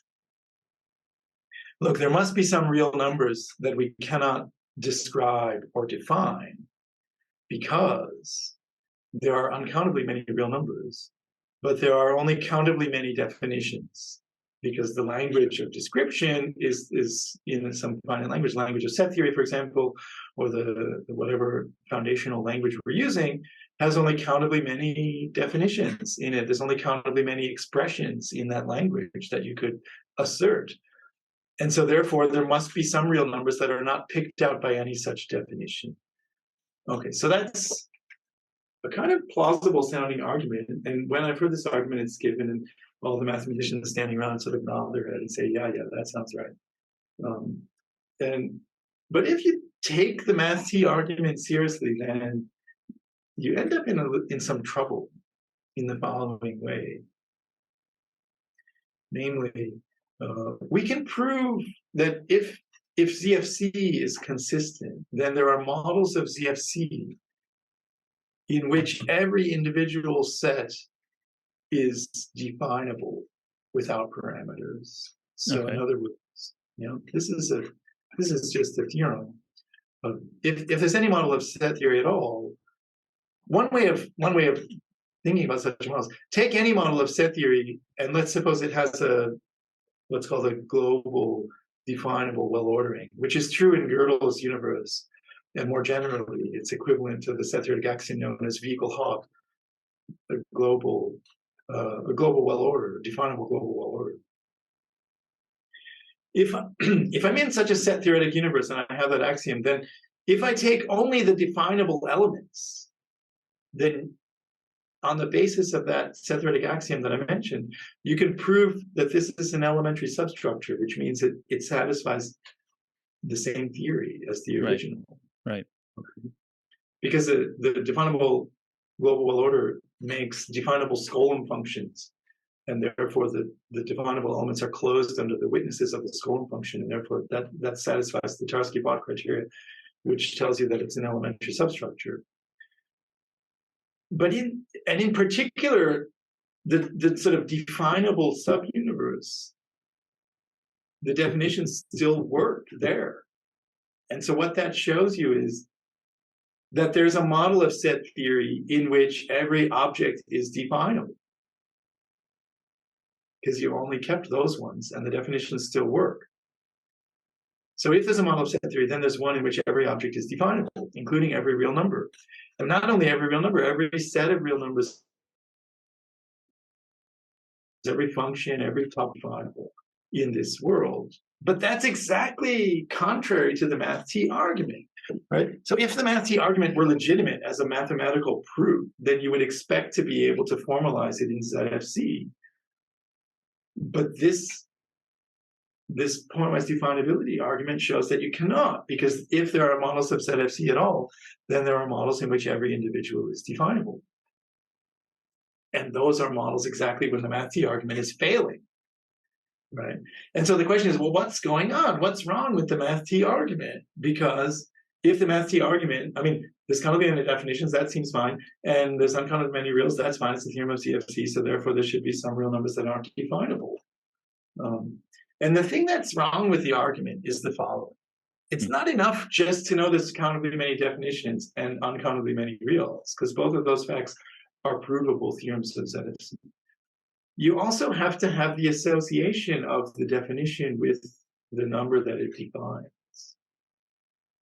in order to diagonalize against it, to produce the contradiction, right? So you have to know that from the definition, that the map that associates every definition with the real that it defines, you have to have that map. But that's exactly what you can't have because of Tarski's theorem on the non-definability of truth. In general, there isn't any formalizable account of truth. You can't define what it means for a given statement to be true. And similarly, you can't define what it means for a given formula to define a given object. That association is not expressible in the language of set theory or even in extensions. If you extend the foundation to accommodate other kinds of objects, then it still won't work there either for exactly the same reasons. So therefore, we don't have the map that associates the definitions with the objects that they define, because that's something like having a truth predicate, but Tarski proved that there is no definable truth predicate. We don't in general have the predicate that tells us exactly which statements are true, in a uniform way. And so therefore, the problem with the math T argument isn't with the claim that the reals are uncountable or that with the claim that there are only countably many definitions, but rather with the presumption that that we have a uniform way of associating to every definition the object that it defines. And so the theorem is that there is no such map that fulfills the requirements that are needed in order the Tarski recursion, and therefore the Math argument can't be formalized, and that's why it doesn't prevent the existence of these pointwise definable models. Now, is this the same sort of way you would? Well, maybe we should introduce this first, but Skolem's paradox is very much, I think, related to the math T argument. Now, and is this So Skolem's paradox is, I mentioned it earlier briefly. I mean, there's this theorem in model theory in first order logic that says if I have a mathematical structure of some kind in a first order language, then I can find what's called an elementary substructure, a countable elementary substructure, say if the language is countable or finite. Every model has a countable elementary submodel. And so it's a submodel and it's countable, and elementary means it has the same, every formula is absolute between the submodel and the whole. So it has the same truths. So if I have a model of set theory, then there's a countable elementary submodel of it. And that countable elementary submodel has the object that it thinks is the set of real numbers, and it thinks it's uncountable, but the whole model, the whole submodel is really only countable. And so how could that be? You know, and this sort of tension is Skolem's paradox. And the resolution of Skolem's paradox is that, well, for the submodel to think that this set is uncountable means only that it doesn't have a bijection between that set and its omega. So it has the set that it thinks is omega, and it has the set that it thinks is the real numbers. They're both externally, we have the bijection between those sets. But the model itself doesn't have the bijection. And that's why it thinks that that set is uncountable, not because it really is uncountable, because it isn't, but rather it just doesn't have the bijection that would show that it's countable. And so I think basically this way of thinking about Skolem's paradox is a completely satisfactory resolution of the paradox. It just shows that the concepts of being countable or uncountable are not absolute between the object theory models and the meta theory. I mean, one can make extreme cases. For example, there can be a model of set theory that thinks a set is finite, but it's actually uncountable. Now, this is coming from, if you take some non-standard models of set theory, then they can have a non-standard version of omega, which actually, from the meta-theoretical point of view, has uncountably many elements. But the model thinks that all those elements are finite sets by definition, because they're in omega. So you can have a non-standard model, say in non-standard analysis, you can have uncountably many non-standard integers, and any one of those integers might have uncountably many integers below it. So this is a situation where the model thinks that that's a finite number, but it's actually, from the meta-theoretic point of view, an uncountable number. right? And so What we call like a Z chain. Not just a Z chain, because it's uncountable, but many Z chains, uncountably many, right? And so so it shows the sort of highly non-absolute nature of basically every mathematical concept. Looking at it within a model in the object theory and looking at it at the model from the meta-theoretic point of view are often just totally different things. And this object theory, meta-theory distinction and this model theoretic perspective, I view it as sort of fundamental way of thinking about foundations of mathematics. To make this distinction quite clearly is a way of being much more clear about many issues that arise. And it is enormously clarified by mathematical logic and model theory, where this dichotomy is really a foundational insight. Well, this next paradox that I'd like to discuss is particularly nice. Well, it's maybe it's not a paradox. It's more of just a problem or an historically significant question. It's particularly fascinating because it's a way in which philosophy of mathematics links to other areas of philosophy. And I mean, metaphysics, epistemology, philosophy of language, these sorts of things are much more closely linked, and sometimes philosophy of mathematics might seem distant from these other concerns, even though obviously philosophy of mathematics does. There are epistemological, linguistic, and metaphysical questions in it. But what was Pascal's wager? Well, this is the famous question, right?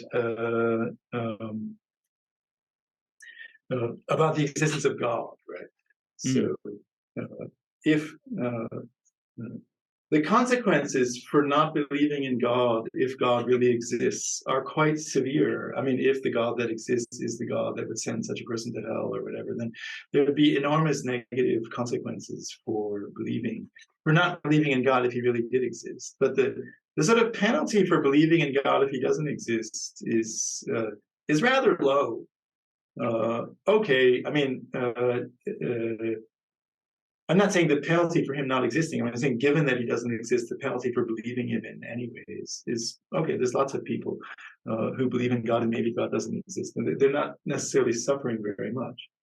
And so the idea is that, well, you should believe in God because the the the payoff for doing so, if the God is a God that would send you to hell if you didn't, is enormous. And the cost of doing so, if he doesn't exist, is relatively low. Um, and so, so is that a reason to believe in God or not? I mean, I find the argument a little strange, actually, from the point of view. Uh, can you choose your beliefs at all? in this way, yeah. It's a kind of presumption of Pascal's argument that we're choosing whether to believe God exists or he doesn't. But I don't think I'm ever in a situation where I'm choosing to believe something. I mean, I'm faced with certain evidence, and the evidence is leading to a certain conclusion, or it isn't, and that's what's driving the belief. I believe something if I'm sort of forced to by the weight of the evidence, and and it's difficult to kind of make a kind of calculated decision about whether or not to believe something. I mean, to believe something for a reason is just another way of saying that the reason is giving evidence that in favor of that belief. It's not, a sort of based on some other criteria like self-advantage or something like that, personal self-advantage. I'll live better in the afterlife if I choose to believe this. And so it seems to me the wager is built on this assumption, this presumption that we're able to choose our beliefs, and I don't think that's really right. It never struck me as a correct presumption. Yeah, no, I've heard a lot of people talk about well, not a paradox, but the problem, and I've never heard anybody mention, do we get to choose our beliefs before? And I think that's a very nice sort of hidden premise that we might want to reject there.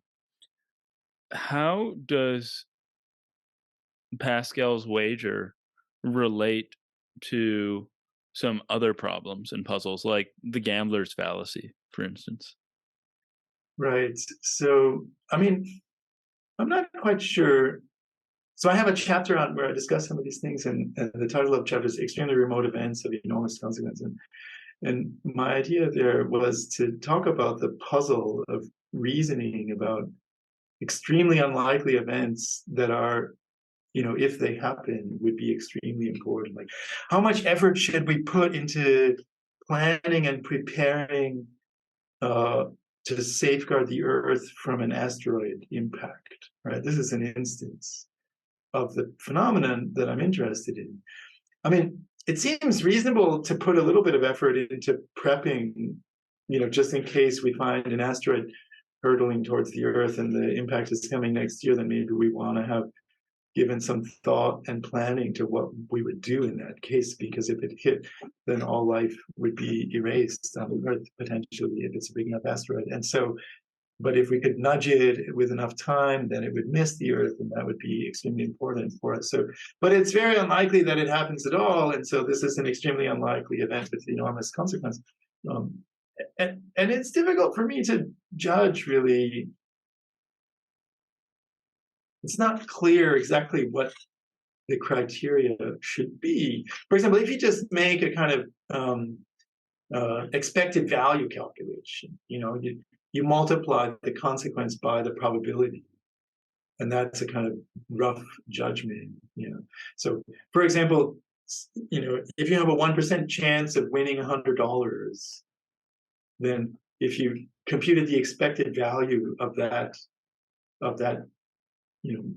gamble, then it's worth about $1, right? Because there's a 1% chance, but the payoff in that 1% case is $100. So 1% of $100 is $1, and so the kind of expected value of that gamble is $1. You shouldn't pay more than $1 for that gamble. Okay, I mean, ordinary lotteries, you're paying way more than the expected value usually. Okay, when sometimes the prize money accumulates because there's no winner, and so it can, in rare situations, the cost of the lottery doesn't change, but the prize money has gotten so big that now it's actually exceeding the expected value. And in such a case, then if you could buy a huge number of tickets, so as to have a significant fraction of the chance of winning, then and you could do that systematically in many different lotteries around the world, then you could make money on that. If the cost of the lottery was below the expected value of the payoff, then you could make money if you were able to do it repeatedly. Okay, and I think there are some organizations that actually do this. They find lotteries that have accumulated and the expected value is higher, and you can invest in these things and so on. Okay, so the asteroid situation is a case like that, but also Pascal's wager is a case like this, because except that it's a case where the payoff is sort of infinite, isn't it? Because like in the event that God exists and it's this decision between going to heaven or going to hell, there's this sort of infinite value differential there. And so the expected value, no matter how remote the probability of God's existence is, it seems like on the expected value calculation, it's going to come out to infinite expected value, and so you should do it.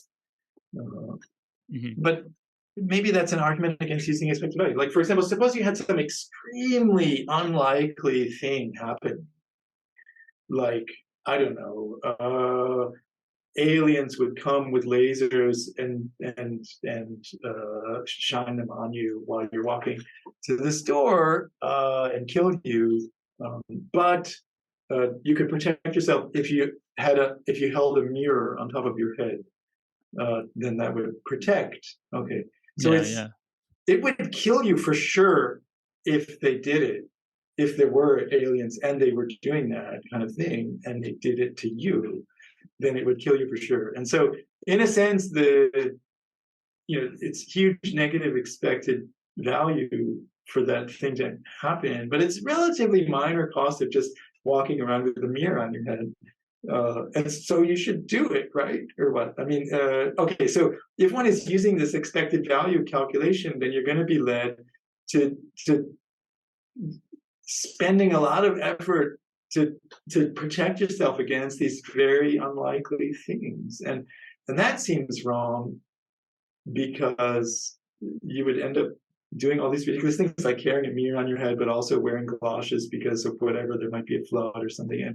And so, you just pile it all on, and then you're like this insane, crazy person doing all these things in a remote event of some catastrophe that almost certainly won't happen. And so, right. So the puzzle is really how to reason about extremely unlikely events with enormous consequences. And compounding the problem, I mean, just about our meta reasoning about extremely remote events of enormous consequence, I think we would have to go to the psychological literature for this. But my understanding is that people do not reason well at all around probability in general, not just these remote events. And I think that's really surprising, given what you would think the immense evolutionary significance would be or the adaptability of being able to reason well around probabilities. Yeah, I think that's true. I mean, I've read, when I was an undergrad, I took some classes on that topic, and we were looking at studies where people were presented with various gambles, like 20% chance of this amount of money and 40% of this and so on. And would you trade this gamble for that one and so on? And so they were looking at, basically, these were economists who wanted to study people's actual utility functions for these bundled goods, bundles of gambles, basically. And they were looking for paradoxical or contrary situations. And they found people who strongly preferred A to B and would pay to switch, and strongly preferred they preferred B to A and would pay, and they preferred C to B and would pay, and they preferred D to C and would pay, and they preferred A to D and would pay. So it's a cycle. Yeah. At every step, they felt it was worth it to pay to switch, but they could go around the cycle. And so they had this recording of this one guy that where he had done it twice already and paid. And these are small sums for paying, but the gambles were they were going to let the person do it at the end. You do the gamble, and they would get a payoff, but they could pay 25 cents to upgrade or whatever. And so they had this guy, and they went around the circle twice, and they had this recording, of him, and he said, "Well, I can see what's happening here. You've got me in this cycle, and so I'm going to stop, because I can recognize that you're just going to take another 25 cents each time. But still, I prefer this to this, and it's worth it. And still, so he explicitly stated, in this recording of the experiment, that his preferences really had these strict cycles in them. But he recognized what was happening, and so he stopped paying, but not because he didn't think it was worth it. So it's really quite remarkable, I think, the nature of sort of human psychology that leads us into these, especially about something that matters so much. I mean, we have these kind of judgments built in because of evolution or whatever. We're built in a certain way to prefer certain things because, I guess the evolutionary advantage of making such a choice or acting on the nature of such a preference, was important historically amongst our ancestors or something. That's my understanding of the mechanism of why we would be led to have such different preferences for certain things. And it's contrary. What you said reminds me of a remark I've sometimes made about understanding extremely complicated mathematical statements with alternating quantifiers. For example, if you think even about the definition of continuity, a function f is continuous if for every point c and for every positive epsilon there is a delta, so that for every x within delta of c, then f of x is within epsilon of f of c. So there's many alternating quantifiers in that statement, and so logically it's quite complex. And yet we can understand it if we think about it in terms of a game. You think of the first player as presenting the point and the degree of accuracy epsilon, and the second player has to present the delta that's going to win. And then the first player presents an x that's within delta, and if f of x is within epsilon of c, then that player is won. And so there's a sort of defender of continuity and a challenger, and we can think of these complex assertions in game theoretic terms. And I've often made the point that because of human evolution, and we evolved in a context of social competition where we have to reason, if I do this, then they'll do that, but then I can do this, and then they'll do that, and I can answer this way. And that this kind of strategic reasoning was extremely important for our survival. Then this is a kind of evolutionary force that is helping us to develop the capacity for understanding alternating quantifiers. And so mathematical reasoning is coming out of that. Okay, but that's how I've often told the story of why it is that we can understand logically complex statements by thinking in terms of strategic reasoning. We have an innate capacity for strategic reasoning. We seem to. Okay, but that's directly contrary to what we just said about the Yeah, yeah, guy in the recording, right? Where yeah. sort of humans are fundamentally irrational in our preferences. And so now, after you having said that, I'm maybe a little less sure of myself in that discussion. Yeah. Yeah, I've always wondered why it was that ancient philosophers thought of men as rational, featherless bipeds, because these concerns make me wonder in what sense we can really be considered rational given these difficulties we have with like basic numeracy and circular reasoning and finding ourselves in contradictions. Right. So what though? How does this all relate and get us back to this? I don't know if it's so much a well, maybe you'll tell me where the paradox in it is, but the curiosity or puzzle of the monkey sitting at a typewriter for all time. Right. So, I mean, of course, this is the famous example of if you just said monkeys typing randomly on the typewriter, then eventually they're going to produce the works of William Shakespeare or whatever. Mhm. And And so before you it's go any another. further, I've always thought about this. You know, if I just sit at a typewriter, and if I were a monkey, probably I would probably just press the same like sequences over and over again, so it wouldn't actually be random. So I think it's always very important that, I mean, the monkey is fun for illustration, but it is very important for the paradox or the puzzle that it be stipulated that these are random keystrokes. Right. I think that's right. Yeah. I mean, uh, I think the intuitions about what's possible that way are born a little bit in some kind of number naivete about, because the fact of the matter is that it's extremely unlikely, and even if you let the monkey go for the entire history of the universe and they're hitting the key every second, then almost certainly you're not going to get any play of William Shakespeare that way. Hmm. It's just too unlikely. And so the idea that, well, if you let them go long enough, then you're going to get any given thing, it's not really true in any reasonable sense, right? I mean, of course, it's logically possible that they would produce exactly that, but if you do the calculation of how likely it is, then you're going to find that it's just extremely unlikely in a way, in any kind of physically reasonable, physically feasible way. It's just almost surely never going to happen. And so that's the competing intuition that someone says, well, if you put a monkey typing, then you're going to get the Shakespearean sonnet or something. And the competing argument is, no, you're not, because look, do the calculation, and almost certainly it's not going to help happen.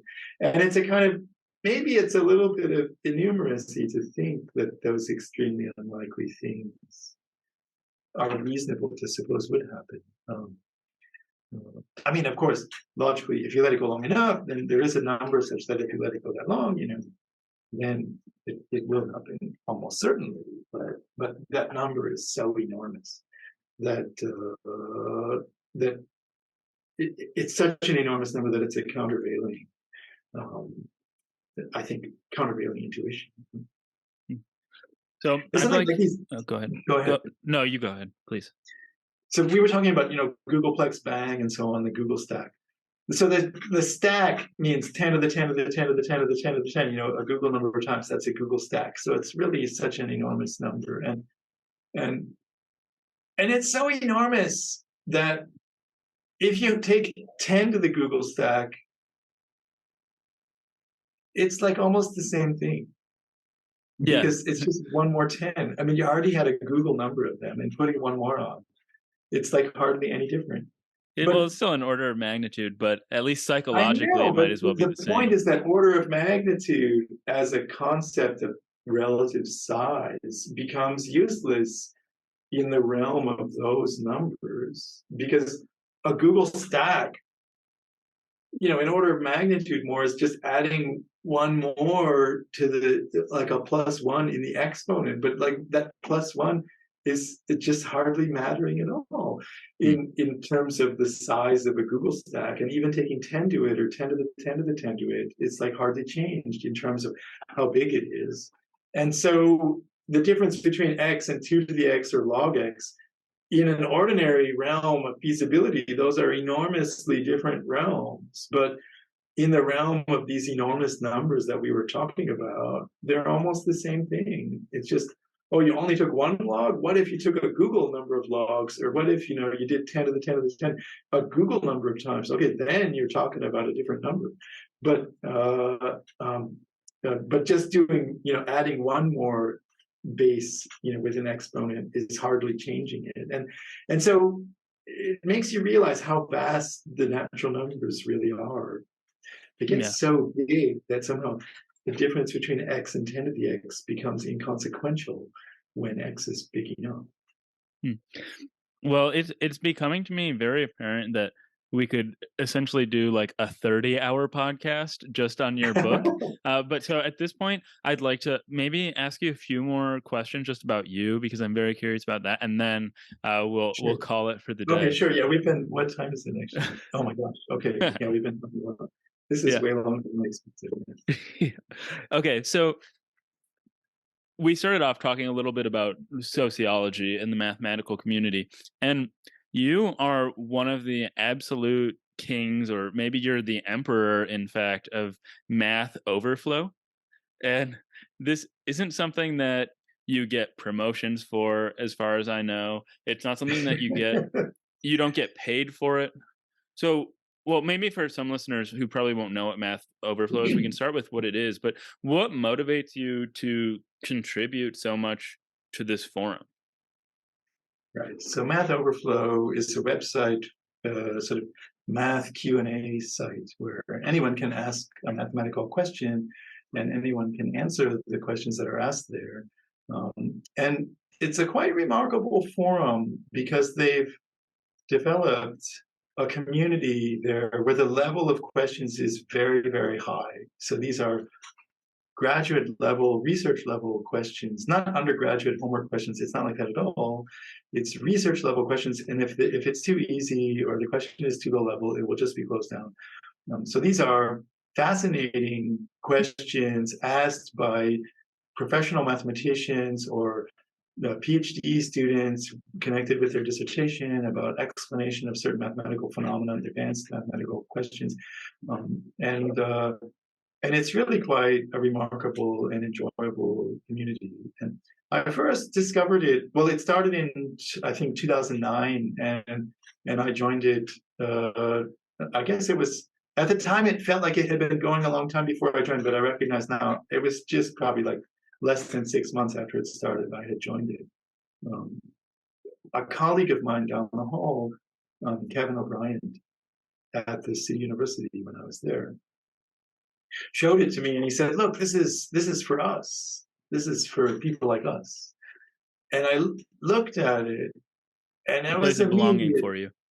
Yeah, I was immediately hooked. And I knew from the start that this was going to take an enormous amount of time because like there were these questions and the thing that makes it work instead of like other discussion boards is that the questions and answers, you vote on them. And the quality rises and the garbage gets sunk to the bottom. And it's this gamified aspect also. You get points. They're called reputation points. And so you earn points for, if people vote for your answer, then you get points for that. Or they can vote for your question. You can get points from questions too. And sort of this gamified aspect to the site, which in my view, is a genius bit of social engineering, and it would fail without that gamified aspect. I mean, some people might think, well, it's so silly to have those badges and points and so on for MathOverflow. I mean, I view it as a kind of innocent fun, and you post an answer. Someone asks a question, and you spend half a day thinking about it, hours, and then you realize, oh my God, I can answer this question. And so you type up the answer and post it, and you get a vote, and it's like, yeah. And it's this little adrenaline rush. Yeah. Okay, but that happens for everyone, and so of course it's completely stupid, this rush or the sort of drive to get the points or whatever, and it's completely idiotic, but it works. And this is this genius social engineering. The company Stack Exchange, which designed this system, and they have forums not just in mathematics, but on almost any given topic, programming or complexity theory, physics, chess, gardening, whatever topic you want. There's going to be a Stack Exchange site for that topic. They have dozens of them, hundreds of them, I think. And so I knew from the start it was going to be an enormous amount of time to spend with this, because the questions were so fascinating, and so I just got sucked right in. And initially, when I joined, my research area is mathematical logic, and at the time most of the logic questions that were being asked were being answered by the category theorists who were there already, because there was a big category theory contingent there. And so I was offering a different perspective, a sort of non-category theory answers to logic questions. And what I found was that there was enormous interest in logic questions in the mathematical community coming from outside of logic. They really wanted to know the answers to questions like, how is the axiom of choice being used in this argument? Is it relevant, or do I have to think about the continuum hypothesis for this topological question? Or, what are elementary substructures? How are they related to this problem? And decidability questions of computability theory and whatever. And so I just started answering more and more questions, and it was really a huge learning experience. I learned such a huge amount of math by participating in that site, because someone would ask a question coming from algebraic geometry or topology or algebra or whatever it was. And I knew this question was connected with logic, but I didn't know enough about that other subject at first to answer it. And so I would look into it and think about it and realize, oh, yeah, it's just all they need is this transfinite thing, or all they need is to pick apply Zorn's lemma with a maximality argument, or a fixed point of some map or whatever. And so I would have to learn about the other subject enough to implement the logic idea that I knew was related somehow, and then I would get an answer and post it. And those answers were often appreciated very much. And so eventually, after about a year, I was the top user in terms of reputation, and I've been now the top user since then, since 2010, the top user by reputation. So I'm arguably the most reputable mathematician, if you go by MathOverflow points. And contrary to what you said, at all of my universities and in all of my departments, all the important decisions about promotion and salary and whether you get a corner office, they're all made on the basis of the MathOverflow reputation score. Oh, really? I'm kidding. Oh, okay. I was very surprised by that. No, I'm joking. But yeah, as you said, it doesn't count for anything except, okay, I think I've posted, 1,700 answers, and each answer is like an essay on some advanced math topic. And that's an immense body of work. And so it's an enormous amount of work, and it was. I think it's a huge contribution, and it's been valued, because these are answers that have been voted up very well, and that's why I'm the top user. It's not just volume. I think the answers are seem to be valued by many people. And another thing I learned was how to explain a mathematical idea to an advanced grad student level, how to explain a mathematical argument. Because sometimes I would post an answer and I wouldn't get any votes, and I would think, oh, why didn't that answer get any votes? And I would realize, oh, it's because I was assuming this method and so on. I really need to explain that part, or explain it differently. I would edit and change it, and then it would get votes. So this kind of feedback, right? So I learned how to explain a mathematical idea to a typical grad student level audience, because that's mainly what the community is. And that's an extremely important, I'm really glad that I learned that, because I think it's made me a much better mathematician, and it's made my papers way better, because now I know certain how to explain certain things well. I think I learned how to do that. At least, I mean, I'm not trying to brag or anything, but I'm just saying it's something that I felt is something I've gotten out of doing all that work on MathOverflow, is learning how to be a better mathematician in terms of the quality of my own arguments and explanations. Mhm. Now, what do you think your immense level of participation in MathOverflow says about who you are as a person and who you feel like your people are and where you feel like you belong? Oh, I see. I'm not sure I understand the question. I mean, Huh. I guess, I mean, one can be quite selfish about MathOverflow because the questions are interesting, and someone asks an interesting question. It's just fun to spend the day thinking about it. Or sometimes someone would ask a question. I mean, many times someone would ask a question, and I would spend weeks thinking about that question, and it would turn into a math paper. For example, my work, I have a bunch of papers on infinite chess and infinite games and infinite hex and so on. And all of that grew out of a MathOverflow question asked by Richard Stanley, who was at MIT. An MIT professor asked a question about infinite chess, and I didn't know how to answer.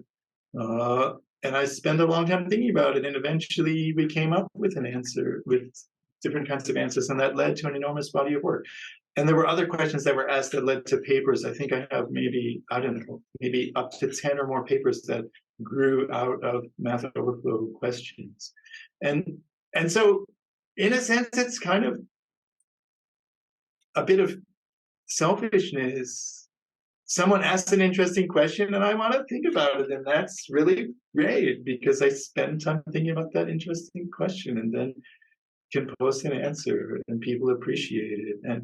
And so I've often imagined, what is my retirement going to be like, years from now? And I've said, well, I'm going to be sitting in a cafe and having espresso and eating a croissant and answering MathOverflow questions, because what a better way to spend one's retirement than Yeah, just thinking yeah. about math questions. But they're not always fully math. There's actually quite a bit of philosophy on MathOverflow because the questions that are asked are often philosophical in nature. And I mean, they're very mathematically oriented, but with a philosophical component. And that's exactly what I do and what I'm interested in, that kind of engagement, philosophical engagement with mathematics. And so some of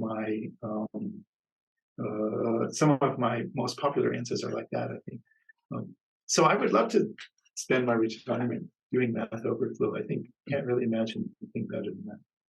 Okay, and I think you'd be surprised by how many people who are not mathematicians will make it to this point in the podcast episode, because I listen to all sorts of podcasts on physics or medicine that I don't understand, just because it's really fun to listen to people who are passionate about a complicated subject talk about it.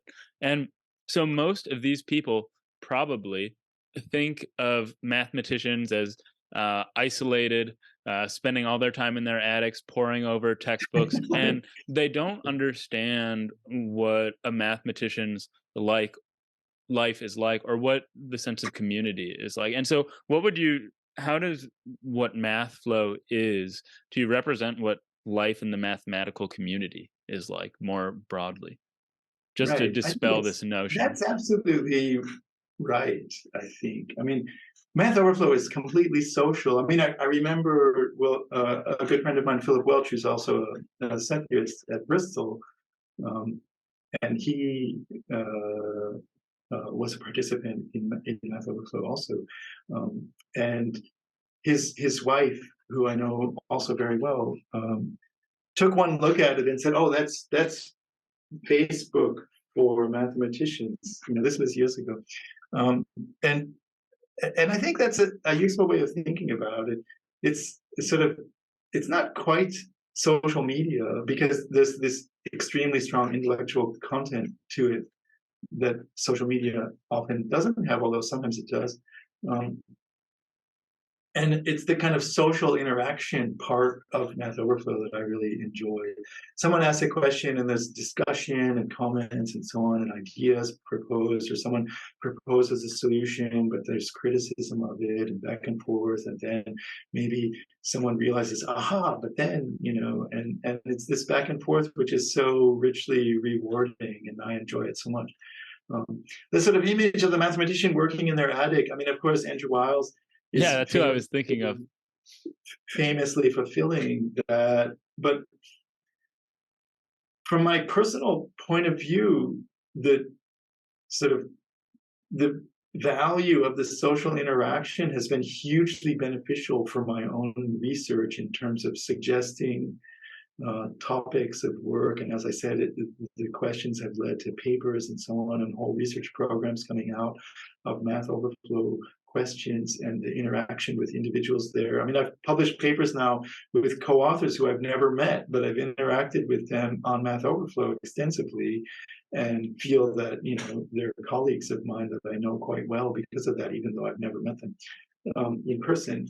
And so or the ideas that are mentioned, I just view this as so incredibly enriching that I wouldn't want to be stuck in my attic thinking only about my own ideas with no ideas coming in, with people asking questions from outside. It's really such a rewarding, enriching process. Okay. Well, the question that I would like to end on is very personal, something I've been very curious about you. Mm-hmm. You are a uniquely fashionable and dapper man. And have you always been interested in clothing and the way that you dress?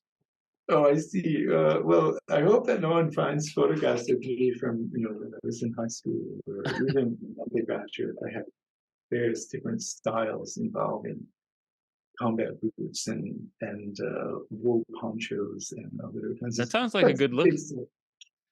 I mean, I think your And Wikipedia page, you look really cool with like an earring, and yeah, I I love it. see. Yeah, I think that photo, if I recall, yeah, it was taken in Evans Hall in Berkeley when I was a grad student.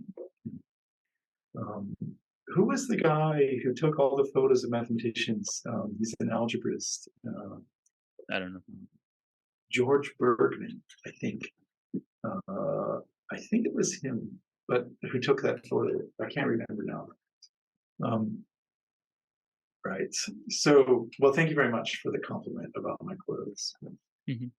But so have you always been interested in clothing? Like what does it mean to you? What gets you dressing so nicely every day? Like you Oh, just I had see. some great posts, some hats on Twitter. I got Right. a Oh, kick out there of it. was a big dispute about, because one of the gamified aspects of MathOverflow that Stack Exchange, the company, enables on all the other sites is this silly hat winter bash, they call it, where by like fulfilling certain requirements, you can get this digital hat added to your profile picture automatically. And it's all just kind of innocent fun, and it's enabled on a lot of the other Stack Exchange sites, but the MathOverflow moderators have always said no, and I just viewed that as like somehow the idea that the moderators have is that math is so serious and we don't want that kind of fun stuff polluting it or something. And I'm just so opposed to that perspective. And I view this kind of thing as just completely innocent fun to enable the hats. And so I made this proposal on the meta site there saying, look, let's have hats because it'll be fun and it doesn't affect any, operation of the site. And I'm just so disappointed at the response to it because the votes for the proposal amongst the community were, I think, uh, basically 3-2 in favor, which is good. But the moderators are uniformly against it. And maybe it would be extra work for them because some people would go overboard or something or excuse. But to me, it's just kind of disappointing that people can't have a more lighthearted attitude about the sort of whimsical play that the website could afford. So I changed my profile picture on MathOverflow to one with a hat. precisely to kind of be a kind of protest against this You're a radical stodgy. mathematician. Right, exactly. Yeah. But I do like to wear hats, so I have a whole hat collection, and I wear my boater that I got in London on what is it, St. James Place, the hat company there, established 1638 or whatever it was. And so I have my straw boater, or boda, they say in the UK. So, but I also have many other hats which I enjoy wearing. So I'm Yeah, glad you so you enjoy wearing them. I'm sorry for digging into this, but I mean, I like clothing as well, so I'm just curious, are you fascinated with the materials, the story? I mean, when this company was started, or you just like are aesthetically interested in fashion, or it's more about a way of presenting yourself? Oh, I see. Well, I don't have any good answers to any of those questions. I just enjoy it. No, And that's a good primitive to start with. sometimes people object to suits or something because they're supposedly uncomfortable, but I don't find a suit any more or less comfortable than any other clothes, and so it's not that hard to just dress well in a way that looks good, and so it's certainly not uncomfortable, and so why not do it and take some care? I guess some mathematicians, like you go to a conference or something and people are wearing t-shirts, and uh, that's fine if people want to do that. Maybe they don't care, but it's actually not that hard to look good. And maybe I have a kind of silly style or something. I like it very much. Oh, I'm glad to hear that. So I'm glad you appreciate it. But Yeah. So Yeah, I yeah, wear this a lot of. blazer, Yeah, go ahead. I got this blazer in Oxford when I was there, and so I like to wear it. Yeah. But yeah, I don't really have any kind of No, reason to answer to your question. that's So fine. I usually find myself wearing t-shirts, but because I knew I was going to be talking with the dapperest philosopher there is, I thought I should at least wear a collared shirt today. But and you anyway, have such a nice cat there, so yeah, that's yeah, good. yeah. Well, this has been an immense pleasure, an immense privilege to have you on and talk about all these topics. I'm hoping that this has become the best philosophy of math podcast and set theory and infinite adjacent podcast there that's out there, and it's all thanks to you. So thanks again. Thank you so much for having me, Robinson. Yeah, it's been Yeah. a pleasure.